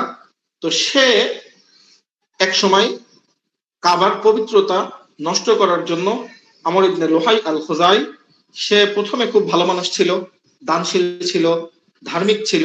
আর রাহিকুল মাকতুমে এই কথা আছে যে সে এত পরিমাণ দান সদকা করত, হাজিদের এত পরিমাণ আপ্যায়ন করত, এবং কাবার রক্ষণাবেক্ষণে এত নিজেকে উৎসর্গ করত যে মক্কার মানুষেরা তাকে অন্ধের মতো ভালোবাসতো। এক পর্যায়ে গিয়ে তাকে মানুষেরা ওলি বুজুর্গ মানা শুরু করলো। আমাদের দেশেও যেভাবে একটা মাজার বা একটা ফিতনা সৃষ্টি হয়, ঠিক সেম একই প্রসেস। তো তার বুজুর্গি বা তার আনুগত্য মানুষের মধ্যে এত বেশি, মানুষের মধ্যে এত গভীরভাবে গেঁথে গেল মানুষের অন্তরে, যে মানুষটাকে তখন এক পর্যায়ে প্রভু মতো মনে করতে শুরু করলো। তার মুখের কথা মানুষের কাছে ওয়াহির মতো মনে হওয়া শুরু হলো, আইন মনে হতে শুরু করলো। আর এইটার কারণেই সে পুরো জাতির কাছে নিজেকে প্রভু বা নতুন কিছু করার সে চিন্তা করলো, মানুষ তো এখন আমার কথায় উঠে আর বসে, আমার কথা ছাড়া কিছু কল্পনাও করতে পারে না। তখন সে নতুন কিছু করার চিন্তা করলো। এই চিন্তা করতে গিয়ে সে সিরিয়ায় একসময় সফরে গেল। সফরে গিয়ে সে দেখলো যে সেই অঞ্চলের লোকেরা, যেটা বর্তমান জর্ডানের আশেপাশে একটা এলাকা আছে যেটার নাম হচ্ছে বালকা, সেই অঞ্চলের লোকেরা মূর্তি পূজা করছে। তো এখানে ঐতিহাসিকদের আরেকটা মতামত আছে, সে ব্যবসার কাজে গিয়েছিল, অথবা আরেকটা মতামত আছে সে হচ্ছে অসুস্থ হয়ে গিয়েছিল, তার চর্মরোগ দেখা দিয়েছিল, চর্মরোগের চিকিৎসার জন্য সে ওইখানে গিয়েছিল। তো সেখানে গিয়ে সে দেখলো যে কিছু মানুষ মূর্তি পূজা করে, বিশেষ করে ওই যে মিশরের যারা, আমরা আগেই জানি মিশরে অনেক আগে থেকেই মূর্তি পূজার প্রচলন ছিল, হযরত ইউসুফ আলাইহিস সালামের সময়ও সেটি ছিল। তো সে সেখানে গিয়ে আমালেকা সম্প্রদায়, যাদের আলোচনা আমরা এর আগে করেছি, তাদের কাছে গেল এবং দেখলো যে তারা বিভিন্ন ধরনের সুন্দর সুন্দর মূর্তি তৈরি করছে এবং সেগুলো পূজা করছে। তখন সে তাদের কাছে জিজ্ঞাসা করলো যে তোমরা কিসের ইবাদত করছো? সে বললো এগুলো আমাদের খোদা, আমাদের প্রভু, আমাদের ঈশ্বর। আমরা এর কাছে বৃষ্টি চাইলে বৃষ্টি দেয়, যুদ্ধে চাইলে আমরা এদের কাছে বিজয় চাইলে এরা আমাদেরকে যুদ্ধে বিজয়ী করে দেয়। তখন সে হচ্ছে তাদের কাছ থেকে এই সভ্যতাকে মনে করলো এটা আমাদের চেয়ে আরো আধুনিক সভ্যতা, এই চিন্তা করে সে তাদের কাছ থেকে একটা মূর্তি কিনে নিয়ে আসলো, সুন্দর একটা মূর্তি যার নাম ছিল হুবল, যেটা আমরা জানি শুনেছি। এই হুবল মূর্তি কিনে নিয়ে এসে সে আরবদের কাছে মক্কায় নিয়ে এসে বলল যে আমরা এখন থেকে এই মূর্তির পূজা শুরু করব। সে এই মূর্তি নিয়ে সরাসরি কাবার মধ্যে নিয়ে ঢুকিয়ে দিল, কাবা শরীফে বা মক্কা শরীফের ভিতরে, বাইতুল্লাহর ভিতরে মূর্তি স্থাপন করে দিল। মূর্তি স্থাপন করে তারা বলল, একদম মাঝখানে স্থাপন করে বললো এখন থেকে এই মূর্তির পূজা করতে হবে, এটা হচ্ছে আরো ভালো সভ্যতা, এটা আমরা যে ধর্মের অনুসরণ করি তার চেয়ে এটা ইত্যাদি ইত্যাদি। যেহেতু তাকে আরবের লোকের আগে থেকেই ভক্তি করত, সে এভাবে করতে শুরু করলো। তখন যেটা হইলো, হাদিসে এসেছে রাসূলুল্লাহ সাল্লাল্লাহু আলাইহি ওয়াসাল্লাম ইরশাদ করেছেন যে এই আমর ইবনে লুহাইয়ের কথাই, যে আমি জাহান্নামের আগুনে তার নিজের নারী ভুঁড়ি নিজে টেনে টেনে বের করতে দেখেছি। সেই হলো প্রথম ব্যক্তি যে ইসমাইল আলাইহিস সালামের ধর্মকে বিকৃত করে এবং এই আরবে মূর্তি পূজার প্রচলন করে। শুধু মূর্তি পূজা না, মূর্তি পূজার পাশাপাশি আস্তে আস্তে আরবরা চরম অন্ধকারের দিকে ধাবিত হয়। কাবার ভিতরে 360টা মূর্তি স্থাপন করে, এর মধ্যে অনেক বড় বড় মূর্তি তারা বের করে সেখানে স্থাপন করে। এরপরে হচ্ছে আরো অন্যান্য যে সমস্ত নগ্নতা আছে, যে সমস্ত অশ্লীলতা আছে, যত প্রকার কুসংস্কার আছে, আমরা জাহালাতের যে সংজ্ঞা পূর্বে দিয়েছি, সেই জাহালতের মানে একদম নিম্ন স্তরে তারা পৌঁছে গেল। তাদের আকীদার মধ্যে বিকৃতি আসলো। তারা তীর নিক্ষেপ করে, এই সময় একটা বড় বিষয় ছিল হচ্ছে কাহেন, তারা ভাগ্য নির্ণয় করত, জ্যোতিষীদের কাছে যেত, গণকদের কাছে যেত, তীর নিক্ষেপ করে ভাগ্য নির্ধারণ করত। তীরের মাধ্যমে তারা নিজেদের ভবিষ্যৎ নির্ধারণ করত। হুবলের সামনে তীর রেখে সেই তীরের উপরে হা না ইত্যাদি লিখে রেখে নিজেদের মধ্যে নিজেদের ভবিষ্যৎ নির্ধারণ করার চেষ্টা করত। ফেরেশতাদেরকে আল্লাহর কন্যা মনে করত, জিন যাদেরকে দেখতো তাদেরকে আল্লাহর অংশ মনে করত। এভাবে এক পর্যায়ে মক্কার হানিফ সম্প্রদায়ের যে তাওহীদের উপরে তাদের যে অস্তিত্ব, দৃঢ়তা, সেটা আস্তে আস্তে দুর্বল হইতে শুরু করলো। তখন সমাজের মধ্যে বিশৃঙ্খলা, জুলুম, যখনই তাওহীদের আলো নিভে গিয়েছে পৃথিবীর শুরু থেকে একদম শেষ অবধি, যেখানেই তাওহীদের আলো নিভেছে, যেখানেই দিন থেকে মানুষ দূরে সরে গিয়েছে, তখনই সেখানে জুলুম চেপে এসেছে। আল্লাহর ওয়াহী থেকে যখনই মানুষ দূরে সরে গিয়েছে, তখনই সেখানে জুলুম চেপে বসেছে। তখন তাদের মধ্যে আসাবিয়া, অন্ধ গোত্রপ্রীতি চলে আসে। সমাজের মধ্যে মানুষের মধ্যে যে বন্ধন, যে ভালোবাসা, সেটা দূরে সরে যায়। মানুষ তখন হচ্ছে নিজেদের বেঁচে থাকার জন্য এক একটা গোত্র উপগোত্রে বিভক্ত হয়ে তারা তখন গোত্রপতির শাসনের অধীনে নিজেদের বসবাস শুরু করলো। রাজনৈতিক অবস্থা তখন আগে যে এক পর্যায়ে একরকম ছিল, সেখান থেকে ভিন্ন হয়ে চরম বিশৃঙ্খলাপূর্ণ পরিবেশ তৈরি হলো। এক একটা গোত্র আবার সেখান থেকে তাদের সন্তানদের মধ্যে উপগোত্র, এভাবে করে সমাজের বিশৃঙ্খলা বাড়তেই থাকলো। এরপরে হচ্ছে তাদের মধ্যে আমাদের যেমন কি বলে, নিজেদের একটা পরিচিতি আছে। তখন যেমন এখন যেটা হচ্ছে দেশ কেন্দ্রিক বাংলাদেশ, এক একটা দেশের এক একটা জাতীয়তাবাদ বা ভাষা কেন্দ্রিক জাতীয়তাবাদ, তখন সেটা তাদের মধ্যে ছড়িয়ে পড়লো গোত্র কেন্দ্রিক জাতীয়তাবাদ। এরপরে হচ্ছে যেটা আমি আগে আলোচনা করেছি, যে তাদের একটা আসাবিয়া বা অন্ধ গোত্রপ্রীতির একটা নিকৃষ্টতম উদাহরণ হচ্ছে উনসুর আখাকা যালিমান আও মাজলুমান, যে তুমি তোমার ভাইকে সহযোগিতা করো, সে জালেম হোক অথবা মাজলুম হোক, তাতে কোনো কিছু আসে যায় না, তোমার ভাই তোমার গোত্রের লোক, ব্যাস। আর এই আসাবিয়াতের কারণে তাদের মধ্যে যুগে যুগে অনেক বৃহৎ ছোট্ট ছোট্ট ঘটনাকে কেন্দ্র করে, যেগুলো আমরা ইতিপূর্বে শুনেছি বা জেনেছি, যে হচ্ছে যুদ্ধ, বড় বড় যুদ্ধ সংগঠিত হয়েছে, মানে যুগের পর যুগ এক একটা যুদ্ধ টিকে এসেছে। এর মধ্যে একটা যুদ্ধ ছিল হচ্ছে বাসুসের যুদ্ধ, হারবুল বেসুস, যেটা বকর এবং তাগলিব গোত্রের মধ্যে এক ভয়ানক যুদ্ধ ছিল। আর এই যুদ্ধের মূল কারণ ছিল কি, এক বৃদ্ধ নারী একটি উটকে কেন্দ্র করে তারা এই যুদ্ধ, সে হচ্ছে অন্য এক গোত্রের নেতা, তার চারণভূমিতে ঢুকে এক বৃদ্ধা নারীর উট ঘাস খেয়ে ফেলেছিল।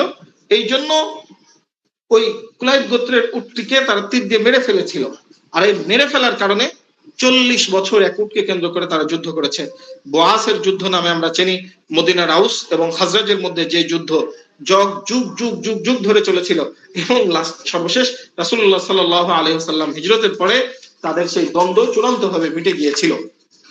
এরপরে হচ্ছে তখনও আরবে মক্কা কেন্দ্রিক একটা রাজনৈতিক ভারসাম্যর একটা চেষ্টা ছিল, যেটাকে আমরা দারুন নাদওয়া বলি। সেখানে এখন আমাদের আধুনিক সমাজ ব্যবস্থায় অলিগার্ক শ্রেণীর যে একটা চিন্তা ভাবনা, সেই ধরনের চিন্তা ভাবনা তাদের মধ্যে ছিল। আরবের ধনী ব্যবসায়ীরা, ধনী ব্যক্তিরা সেখানে বসবাস, মানে সেই দারুন নাদওয়ার সদস্য হতো। তাদের মধ্যে মানে তারা চেষ্টা করছিল একটা সামাজিক এবং রাজনৈতিকভাবে একটা ভারসাম্যপূর্ণ রাষ্ট্রীয় কাঠামো তৈরি করে সেখানে টিকে থাকতে।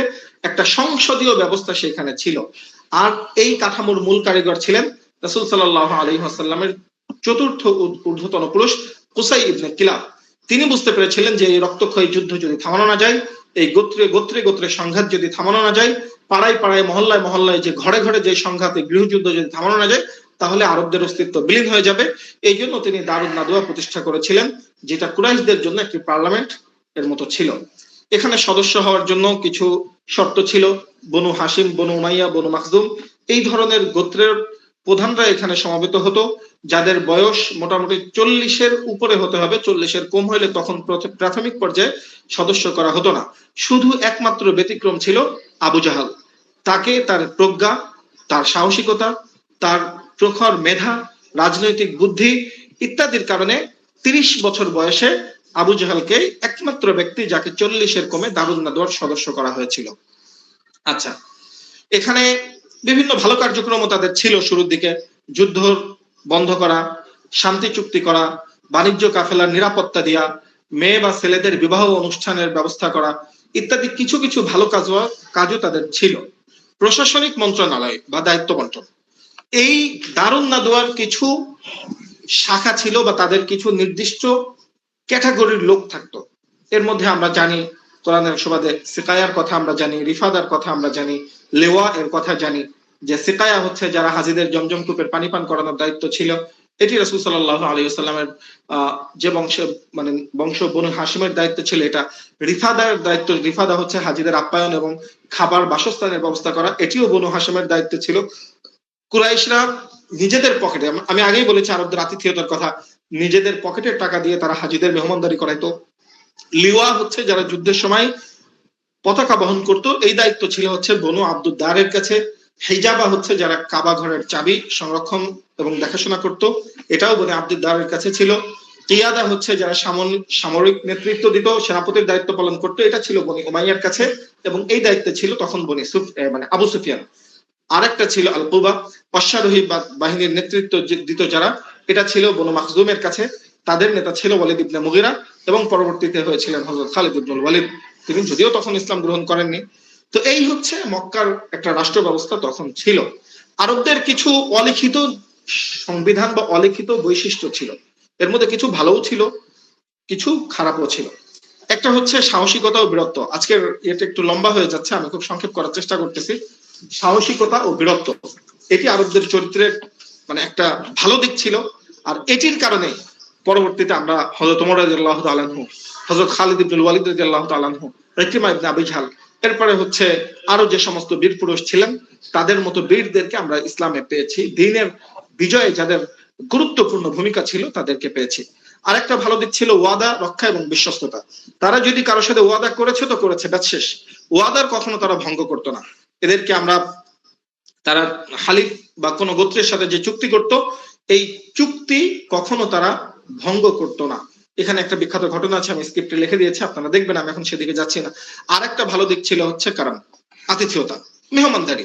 এই ক্ষেত্রে আরবদের জুরি মেলা ভার, তাদের কোনো শত্রু যদি আসে, শত্রু যতক্ষণ পর্যন্ত মেহমান আছে ততক্ষণ পর্যন্ত মেহমানের ব্যাপারে তাদের মধ্যে কোনো ধরনের কোনো মানে খারাপ চিন্তা ভাবনা আসারও কোনো সুযোগ ছিল না, খারাপ আচরণ তো দূরের কথা। আর এই চরিত্রগুলোই ইসলামের মধ্যে রেখে দিয়েছেন। ইসলামে আসার পরেও এই চরিত্রগুলোই রাসূল সাল্লাল্লাহু আলাইহি ওয়াসাল্লাম আমাদের জন্য রেখে গিয়েছেন। এই কারণেই আম্মা খাদিজা রাদিয়াল্লাহু তাআলা আনহা রাসূল সাল্লাল্লাহু আলাইহি ওয়াসাল্লামকে বলেছিলেন, কাল্লা ওয়াল্লাহি লা ইউখজিকা আবাদা, আপনাকে কখনো আল্লাহ রাব্বুল আলামিন ধ্বংস করবেন না। এরপরে আমরা সংক্ষেপে জানবো আরবদের অর্থনীতি, ভাষা, সংস্কৃতি সম্পর্কে। আরবদের অর্থনীতির মূল চালিকা শক্তি আমি আগেই বলেছি, মক্কা কেন্দ্র করে যে আরবে মুস্তারিবা, তাদের কৃষি কাজের কোনো সুযোগ ছিল না, রুক্ষ সূক্ষ্ম মরুভূমি। তাদের ব্যবসা মানে অর্থনীতির মূল চালিকা শক্তি ছিল বাণিজ্য। মরুভূমির বুকে তারা অর্থনীতির এক জাদু ছড়িয়ে দিয়েছিল। মক্কা থেকে তারা বিশাল বিশাল বাণিজ্য কাফেলা নিয়ে ইয়েমেন, সিরিয়া এবং ইত্যাদি আশেপাশে যত দেশ আছে দূর দূরান্তে তারা বাণিজ্যিক সফরে চলে যেত এবং সেখান থেকে তারা সম্পদ ক্রয় করে নিয়ে আসতো, সেগুলো বিক্রি করত। আরবের খেজুর যাই ছিল তাদের কাছে, যেগুলো ছিল বা কিছু অস্ত্র তৈরি করতে পারতো, তারা সেগুলো সে অন্য অঞ্চলে গিয়ে বিক্রি করে আসতো। এভাবে তাদের বাণিজ্য চলছিল। তাদের এই বাণিজ্যের প্রতিষ্ঠাতা ছিল হচ্ছে রাসূল সাল্লাল্লাহু আলাইহি সাল্লামের প্রপিতা হাশিম ইবনে আব্দে মানাফ। তখন আরবে চুরি ডাকাতি ছিল তাদের নিত্য নৈমিত্তিক ঘটনা।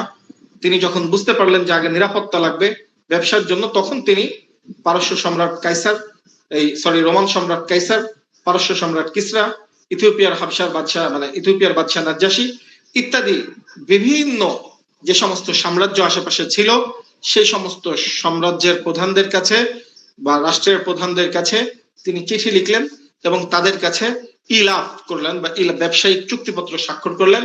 কোরআনের ভাষায় ইলাফে কুরাইশ ইলাফিহিম রিহলাতাশ শিতাই ওয়াস সাইফ ফালইয়াবুদু রাব্ব হাযাল বাইত। এই হচ্ছে আরবদের ইলাফ বা ব্যবসায়িক যে চুক্তিপত্র, ব্যবসায়িক সফর, এর বিবরণ আল্লাহ রাব্বুল আলামিন কোরআনে দিয়েছেন। আমরা একটা জিনিস আমি এখানে বলি, সেটা হচ্ছে আজকের যে আমাদের ক্লাস, আজকের যে আমাদের আলোচনা, এর অধিকাংশই কিন্তু কোরআনের মধ্যে আছে বা কোরআন থেকে নেওয়া। এর বাইরে তেমন কোনো কিছুই আজকে আমাদের অন্য আহামরি বাইরের কোনো রেফারেন্সের প্রয়োজন নেই। আমরা যদি কোরআনের একদম শুরু থেকে আদম আলাইহিস সালাম থেকে শুরু করে রাসূলুল্লাহ সাল্লাল্লাহু আলাইহি ওয়াসাল্লামের পর্যন্ত ওয়াহির যে ট্রানজিশন ধারাবাহিকতা, এটা যদি আমরা দেখি, এরপরে কুরাইশদের যে সমস্ত ঘটনা আল্লাহ রাব্বুল আলামিন, জাহালিয়াতের যে সমস্ত ঘটনা আল্লাহ রাব্বুল আলামিন কোরআন উল্লেখ করেছেন, রাসূল সাল্লাল্লাহু আলাইহি ওয়াসাল্লাম হাদিসে উল্লেখ করেছেন, সেগুলো যদি আমরা দেখি তাহলেই আমরা বুঝতে পারবো। আচ্ছা, এরপরে হচ্ছে আরবদের দ্বিতীয় যে বিষয়টা, সেটা হচ্ছে ভাষা এবং সংস্কৃতি। সাহিত্যে আরবরা সর্বশ্রেষ্ঠ ছিল সেই সময়। আমি আগেও বলেছি ওকাজ মেলা, সেখানে শুধু ব্যবসায়িক যে মানে মেলা ছিল, এটা সম্পদের বেচা কেনা হতো তা না, বরং ব্যবসায়িক যতটুকু না ছিল তার চেয়ে বেশি ছিল সাংস্কৃতিক আসর। সেখানে কবিতার আসর বসতো, বাৎসরিক কবিতার, সারা বিশ্বের দামি দামি কবিরা সেখানে উপস্থিত হতো। কবিতার মানে এক প্রকার এখন যেটা আমরা বলি যে এখন যেমন বিশ্বের সব থেকে বড় ইভেন্ট হয় অলিম্পিক, আমরা তখন ওটাকে লিটারেচার অলিম্পিক বলতে পারি, যে সাহিত্যের অলিম্পিক ছিল সেটা। এবং সেইখানে কবিরা আসতো, তাদের কবিতা শোনাতো, যাদের কবিতা শ্রেষ্ঠ হতো তাদের কবিতা মুআল্লাকাত হিসাবে পরবর্তী বছর পর্যন্ত কাবার দরজায় ঝুলিয়ে রাখা হতো। সব থেকে শ্রেষ্ঠ যে কবিতা প্রত্যেক বছর হতো সেটিকে স্বর্ণাক্ষরে লেখা হতো এবং বাকিগুলো লিখে কাবার দরজায় এভাবে ঝুলিয়ে রাখা হতো। এবং তাদের এক একটা কবিতা এতটা মানে কি বলবো জাদুর মতো ছিল যে এক একটা কবিতা, একটা কবিতার পংক্তি দ্বারা বিশাল বিশাল যুদ্ধ তারা বাঁধিয়ে দিতে পারত। যুদ্ধের ফলাফল নির্ধারণ করত কবিতার উপরে। এক এক রাজাকে ভর্ৎসনা করে, সেনাপ্রধানকে ভর্ৎসনা করে তারা এমন এমন কবিতা লিখত যেই কবিতার কোনো মানে তুলনা হয় না। এখনো পর্যন্ত সর্বশ্রেষ্ঠ যারা আরবের ভাষাবিদ, তারাও মানে এখন যারা আরবি ভাষাবিদ, তারাও সেই কবিতার মর্মার্থ উদ্ঘাটন করতে গেলে হিমশিম খেয়ে যায় বলে আমরা বলতে পারি। এরপরে হচ্ছে আরবদের আরেকটা যেটা ইয়ে ছিল যে বালাগাত, ভাষার সাহিত্যের উৎকর্ষতা, ফাসাহাত এবং বালাগাত, এটি তারা খুব, ইলমুল কাফিয়াতে তারা খুব পারদর্শী ছিল।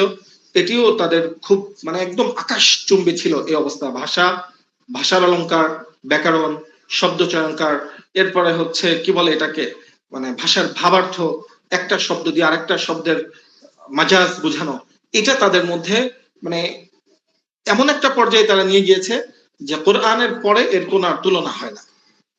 এরপরে হচ্ছে আল্লাহ রাব্বুল আলামিন, দেখেন আমি যেটা শুরুতে একদম সংক্ষেপে বলেছিলাম যে তাদের এই যে অহংকার, তাদের গর্বের প্রতীক যে ভাষা, সাহিত্য, সংস্কৃতি, এটাকে ভাঙ্গার জন্য, এটাকে মানে একদম চূর্ণ বিচূর্ণ করার জন্য আল্লাহ রাব্বুল আলামিন কোরআনকে, আমি আগেই বললাম যে কোরআনের পরে তাদের সাহিত্যের মান ছিল শ্রেষ্ঠ, তো কোরআনকে আল্লাহ রাব্বুল আলামিন বা ওয়াহিকে আল্লাহ রাব্বুল আলামিন এমন ভাবে নাজিল করলেন, এমন ভাবে দিলেন। একদিকে রাসূল সাল্লাল্লাহু আলাইহি ওয়াসাল্লামকে জাওয়ামিউল কালিম দিয়েছেন, সেটি আছে, আর কোরআন যেটা, সেটিকে এমন সাহিত্যের মান দিলেন যার এক একটা শব্দ এক একটা মুজিজা। আরবরা চেষ্টা করেছে, আল্লাহ রাব্বুল আলামিন তো চ্যালেঞ্জ করেছেন, ফাতু বিকিতাবিন মিসলি সূরাতিন মিসলি, যে এর মতো একটা সূরা নিয়ে আসো, একটা পংক্তি নিয়ে আসো, একটা আয়াত নিয়ে আসো। আরবরা চেষ্টা করেছে কিন্তু কখনো পারেনি, কিয়ামত পর্যন্ত তার কেউ পারার প্রশ্নই আসে না। আল্লাহ রাব্বুল আলামিন তাদের এই অহংকারকে ভাঙার জন্য সাহিত্যের যে তারা, তাদের যে গর্বের প্রতীক, এই গর্বকে চূর্ণ বিচূর্ণ করার জন্য আল্লাহ রাব্বুল আলামিন কোরআনকে এত উচ্চ মান দিয়ে দুনিয়ায় পাঠিয়েছেন। এবং যে আরবের সে সময় আবু জাহাল সহ অন্যান্য যারা ছিল শিক্ষিত জ্ঞানী, যাদের জ্ঞানের গর্বে যাদের পা মাটিতে পড়তো না, তারা পর্যন্ত রাসূল সাল্লাল্লাহু আলাইহি ওয়াসাল্লামের ঘরের আড়ালে গিয়ে চুপি চুপি চুপি চুপি কোরআন শোনার চেষ্টা করতো, যেটা আমরা শুনেছি ইতিহাস থেকে বা তারিখ থেকে, সিরাত থেকে আমরা জেনেছি। পরবর্তীতে যখন এই পর্বগুলো আসবে তখন ইনশাআল্লাহ আমরা এই বিষয়ে আরো বিস্তারিত আলোচনা করব। এরপরে আসলো আরবদের নৈতিকতার মধ্যে এক ধরনের বৈপরীত্য ছিল। একদিকে তারা, তাদের মধ্যে ছিল জাহিলিয়াতের কিছু কুসংস্কার, আবার তাদের মধ্যে ছিল কিছু ভালো দিক, যেটা আমি আগে আলোচনা করেছি, আত্মমর্যাদা বোধ, আত্মসম্মান বোধ, তারপরে হচ্ছে মেহমানদারি, আতিথেয়তা, দানশীলতা, সাহসিকতা, এইগুলো যেমন ছিল, আবার তাদের মধ্যে জাহিলিয়াতের নিকষ কালো আধারে ঘিরে গিয়েছিল। আমরা জানি তারা কন্যা সন্তানকে জীবিত হত্যা করত, কোরআনের ভাষায় ওয়াইদাল মাউউদাতু সুইলাত বিআই যামবিন কুতিলাত। আবার আল্লাহ রাব্বুল আলামিন কোরআনে ইরশাদ করেছেন, ওয়াইদা বুশিরা আহাদুহুম বিল উনসা যাল্লা ওয়াজহুহু মুসওয়াদ্দা ওয়া হুয়া কাযীব। যখন তাদের কাছে কখনো বলা হতো যে কোনো মেয়ে সন্তান জন্ম হয়েছে, তাদের চেহারা কালো হয়ে যেত এবং তারা মেয়েদেরকে, কন্যা সন্তানকে জীবিত হত্যা করে ফেলতো। এটি ছিল তাদের মানে সব থেকে ডার্ক, সব থেকে অন্ধকার অবস্থা, যেখানে তারা মেয়ে হলে, এরপরে তাদের মধ্যে আরেকটা জিনিস জঘন্য ছিল, সেটি হচ্ছে সৎমাকে তারা বিবাহ করত, যেটাকে নিকাহ মাকত বলা হয়। এটাকে তারা বৈধ মনে করত, কিন্তু এটা মানে মানবতার জন্য এক চরম ঘৃণ্য একটা, নিকৃষ্টতম একটা উদাহরণ। মদ্যপান, জোয়া, এগুলো তাদের সামাজিক প্রথা ছিল। সেই মানে মদ্যপান এবং জোয়াকে তারা শিল্পের পর্যায়ে নিয়ে গিয়েছিল। আল্লাহ মাফ করুক, কাবার মধ্যে তারা জোয়ার আসর বসাইতো, এত নিকৃষ্ট পর্যায়ে তারা পৌঁছে গিয়েছিল। আর মূর্তি পূজা, যেগুলো আলোচনা আমরা আগেই করেছি, ইত্যাদি ইত্যাদি, মানে নিকৃষ্টতা, নগ্ন হয়ে কাবা তওয়াফ করা ইত্যাদি, মানে নিকৃষ্টতাকে, নির্লজ্জতাকে, বেহায়াপনাকে তারা শিল্পের পর্যায়ে নিয়ে গিয়েছিল। তাদের কাছে এটা তাদের গর্বের প্রতীক মনে হইতো। এরপরে হচ্ছে এর বিপরীতে যেটা আমি বললাম যে তাদের মধ্যে অসামান্য বীরত্ব যেটা, এরপরে হচ্ছে আতিথেয়তা, আমরা হাতিম তায়ের ঘটনা জানি। এরপরে হচ্ছে ওয়াদা রক্ষা করার বিষয়টা আমরা এর আগে বলেছি, ইত্যাদি ভালো দিকগুলো তাদের মধ্যে ছিল। সত্যবাদিতা, আরবদের মধ্যে, আরবদের চরিত্রের একটা মানে অনন্য বৈশিষ্ট্য ছিল সত্যবাদিতা। মিথ্যা বলা তাদের মধ্যে লজ্জা ছিল। যেমন আবু সুফিয়ানের ঘটনা রাদিয়াল্লাহু আনহু, পরবর্তীতে যে তাকে যখন হেরাক্লিয়াস জিজ্ঞেস করেছিল যে মুহাম্মদ, তোমাদের সমাজে যে একজন নবী এসেছে, তার ব্যাপারে তোমরা কি বলো, তো তখন হেরাক্লিয়াস, আবু সুফিয়ান তার উত্তরে বলেছিল যে হচ্ছে, যদি আরব মিথ্যা বলা আমাদের জন্য লজ্জার কথা না হতো, তাইলে আজকে আমি এখানে মিথ্যা বলতাম, কারণ সে আমাদের চরম শত্রু। সে আমাদের ইলাহকে গালি দেয়, আমাদের প্রভুদেরকে গালি দেয়, আমাদের অস্তিত্বকে, আমাদের ধর্মকে, আমাদের মানে সম্মানকে ধুলোয় মিশিয়ে দিয়েছে সে, তার ব্যাপারে মিথ্যা বলতাম। কিন্তু মিথ্যা বলা আমাদের কাছে তার জন্য লজ্জাস্কর, এই জন্য আমি মিথ্যা বলতে পারিনি। সত্য কথা, আবু সুফিয়ান সেখানে সত্য কথা বলেছিল। এবং দেখেন এই যে যে ভালো দিকগুলো, সাহসিকতা, সত্যবাদিতা, মেহমানদারি বা ইত্যাদি, আরো যেসব ওয়াদা রক্ষা করা ইত্যাদি যে ভালো দিকগুলো আছে, সেই ভালো দিকগুলো কিন্তু ইসলাম কখনো মানে তাদেরকে ডিমোটিভেটেড করেনি এই ব্যাপারে, বরং ইসলাম আরো এগুলো পরিশুদ্ধ করে, এগুলো সুন্দর করে সাজিয়ে মানুষের কাছে উপস্থাপন করেছে, আরবদের কাছে উপস্থাপন করেছে বা আমাদের জন্য রেখে গিয়েছে। রাসূল সাল্লাল্লাহু আলাইহি ওয়াসাল্লাম তো হাদিসে বলেছেন, আমরা জানি সেই যুগান্ত হাদিসের ঘটনা, ইন্নামা বুইতু লিউতাম্মিমা মাকারিমাল আখলাক, এই পৃথিবীতে আমি এসেছি মাকারিম আখলাক, উত্তম চরিত্রকে পূর্ণতা দেওয়ার জন্য, রাসূল সাল্লাল্লাহু আলাইহি ওয়াসাল্লাম শুধু এটাই বলেননি, বরং জাহিলিয়াতের যে ভালো দিক সেগুলোকে রাখার জন্য তিনি বলেছেন খিয়ারুকুম ফিল জাহিলিয়া খিয়ারুকুম ফিল ইসলাম ইযা ফাকিহু বা ফাকাহু। যাই পড়ি না কেন আমরা, যে দ্বীনের ব্যাপারে যখন যারা জাহিলিয়াতের মধ্যে নেতা ছিল বা জাহিলিয়াতের মধ্যে যারা শ্রেষ্ঠ ছিল, দ্বীনের মধ্যে যারা আসবে এবং দ্বীনের ব্যাপারে যখন তারা পাণ্ডিত্য অর্জন করবে, এখানে আসার পরেও তাদের শ্রেষ্ঠত্ব টিকে থাকবে। যার সব থেকে বড় প্রমাণ হযরত ওমর ইবনুল খাত্তাব রাদিয়াল্লাহু তাআলা আনহু, যার ব্যাপারে রাসূল সাল্লাল্লাহু আলাইহি ওয়াসাল্লাম বলেছেন যে এই পৃথিবীতে যদি আমার পরে নবী হওয়ার যোগ্য কেউ ছিল তো সে হচ্ছে ওমর ছিল। যাই হোক, আমরা শেষ পর্যায়ে চলে এসেছি, অনেক লম্বা হয়ে যাচ্ছে আজকে। হযরত রাসূল সাল্লাল্লাহু আলাইহি ওয়াসাল্লাম এই পৃথিবীতে আসার আগে সর্বশেষ পর্ব যেটা, যে কেন আরবকে আল্লাহ রাব্বুল আলামিন এই ঐশী আলো দেওয়ার জন্য, কোরআনের ভাষায় আল্লাহ রাব্বুল আলামিনের যে বিশেষ আমানত, এই আমানতকে আল্লাহ রাব্বুল আলামিন রাখার জন্য, যেটা আল্লাহ রাব্বুল আলামিন বলেছেন যে ইন্না আরাদনাল আমানাতা আলাস সামাওয়াতি ওয়াল আরদি ওয়াল জিবাল ফাআবাইনা আন ইয়াহমিলনাহা ওয়া আশফাকনা মিনহা ওয়া হামালাহাল ইনসান ইন্নাহু কানা যালুমান জাহুলা। এই আমানত রাখার জন্য আল্লাহ রাব্বুল আলামিন কেন আরবকে যাচাই করলেন? প্রথম কথা হচ্ছে, আরবরা স্বাধীন ছিল, তাদের মধ্যে কারো অধীনতা বা তাদের মধ্যে অন্য কোন গোত্রের, অন্য কোন জাতির সংস্কৃতি ছিল না। অন্ধকার তাদের মধ্যে ছিল, অন্ধকার দূর করা সম্ভব, কিন্তু অন্ধকারের নামে যদি কেউ অন্ধকারকে আলো মনে করা শুরু করে তো সেটাকে দূর করা সম্ভব না। এই জন্য আর আরবদের মধ্যে আমরা যে জাহালাতের কথা আলোচনা করছি, এই জাহিলি যুগেও আরবদের মধ্যে এমন কিছু মানুষ ছিল যারা তখনও পর্যন্ত দ্বীনের, প্রকৃত ধর্মের, তাওহীদের খোঁজে ছিল। একনিষ্ঠ হানিফ তখনও পর্যন্ত কিছু মানুষ ছিল, যেমন তাদের মধ্যে একজন ছিলেন হযরত যায়েদ ইবনে আমর ইবনে নুফাইল, যিনি প্রখ্যাত সাহাবী হযরত, তিনিও তখনও পর্যন্ত এখানে ছিলেন। বুখারীর বর্ণনায় আছে বিষয়ে, সিরাত ইবনে হিশামের মধ্যেও বিস্তারিত আছে, এরকম কিছু ব্যক্তি তখনও পর্যন্ত ছিল। এই জন্য আল্লাহ রাব্বুল আলামিন এক।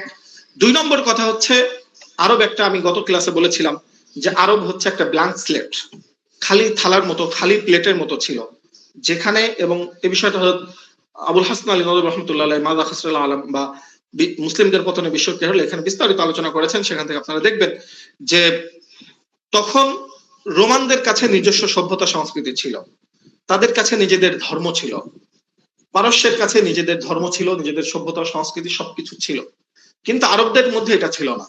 তাদের মধ্যে যেটা ছিল সেটা হচ্ছে অনাচার। নিজেদের কাছে ধর্মীয় ব্যাপারে গৌরব করার মতো কোনো কিছু আরবদের কাছে তখন ছিল না।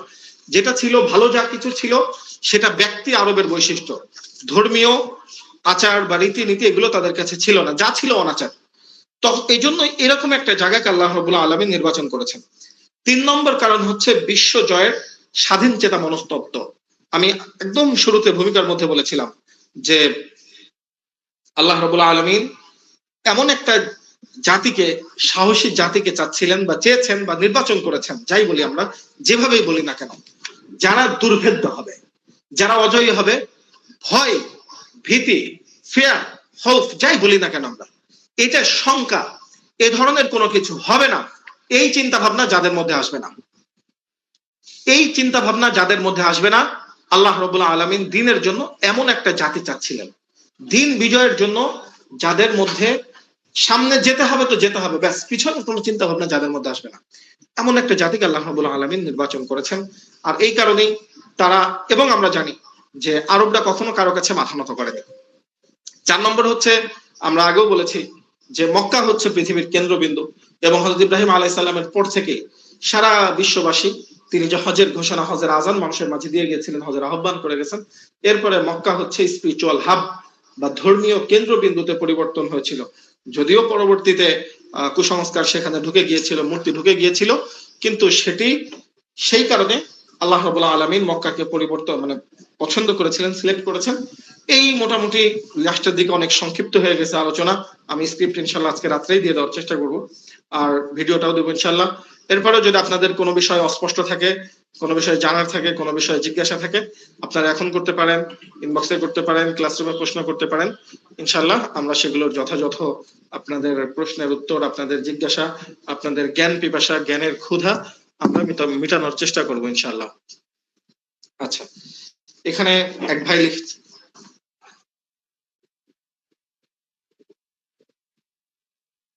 আচ্ছা, এখানে একজন প্রশ্ন করেছেন যে নূহ আলাইহিস সালামের কোন সন্তান আরবে গিয়েছিলেন? আমরা বর্তমান যে আচ্ছা, তো এটা আমরা এখানে ভুলে গেছি যে নূহ আলাইহিস সালামের তিনজন সন্তানের কথা আমরা বলেছি। একজন হচ্ছে সাম, একজন হচ্ছে হাম, আর একজন হচ্ছে ইয়াফাস। তিনজন পৃথিবীর তিন দিকে চলে গিয়েছিল। এর মধ্যে নূহ আলাইহিস সালামের সন্তানদের মধ্যে আরবে গিয়েছিলেন যিনি, তিনি ছিলেন হচ্ছেন সাম বিন নূহ। তিনি আরবে গিয়েছিলেন। তিনি আরবে গিয়ে প্রথমে তো আমরা আগেই বলেছি যে তাকেই বর্তমান আরব জাতির, মানে আরব বলতে শুধু আরব না, আরব এবং আরব এতদ অঞ্চলে যে মানব সভ্যতা টিকে আছে বা পরবর্তীতে টিকে ছিল, এই মানব সভ্যতার সূচনা নূহ আলাইহিস সালামের এই সন্তান সাম বিন নূহ তার মাধ্যমে হয়েছিল।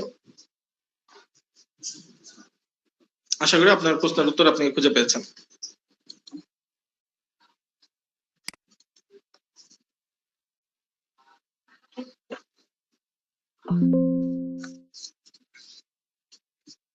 আর কারো কোনো প্রশ্ন বা জিজ্ঞাসা?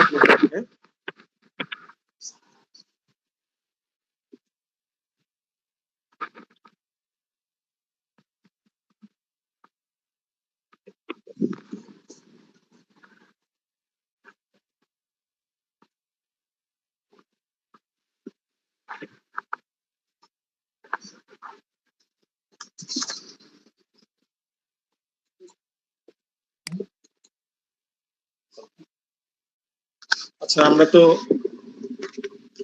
গুগল ক্লাসরুমে নিয়মিত আপডেট দিয়ে যাচ্ছি। তো এগুলোর ব্যাপারে যদি আপনাদের বুঝতে কোনো অসুবিধা থাকে বা কোনো ইয়ে থাকে, সেটাও আমাদের কাছে করতে পারেন। বিশেষ করে গতকালকের কুইজে আপনারা অনেকে রেসপন্স করেছেন, প্রায় 20 জনের মতো রেসপন্স করেছেন। আলহামদুলিল্লাহ, ক্লাসের উপস্থিতি কিছুটা কম থাকলেও রেসপন্স আলহামদুলিল্লাহ খুব ভালো পেয়েছি। আজকেও আমরা একটা কুইজ দিয়ে দেবো ইনশাল্লাহ। আচ্ছা, আরেকটা কুইজের অ্যান্সার হচ্ছে, অনেকেই জিজ্ঞাসা করেছিলেন যে অ্যান্সার ভুল আসছিল সঠিক অ্যান্সার দেওয়ার পরেও। ওইটা আসলে আমাদের সঠিক অ্যান্সারটা সিলেক্ট করতে খেয়াল ছিল না, টেকনিক্যালি একটা মিস্টেকের কারণে ওটা হয়েছে। পরবর্তীতে আমরা ওটা আপডেট করে দিয়েছি। আর কারো কোনো এখানে আজকে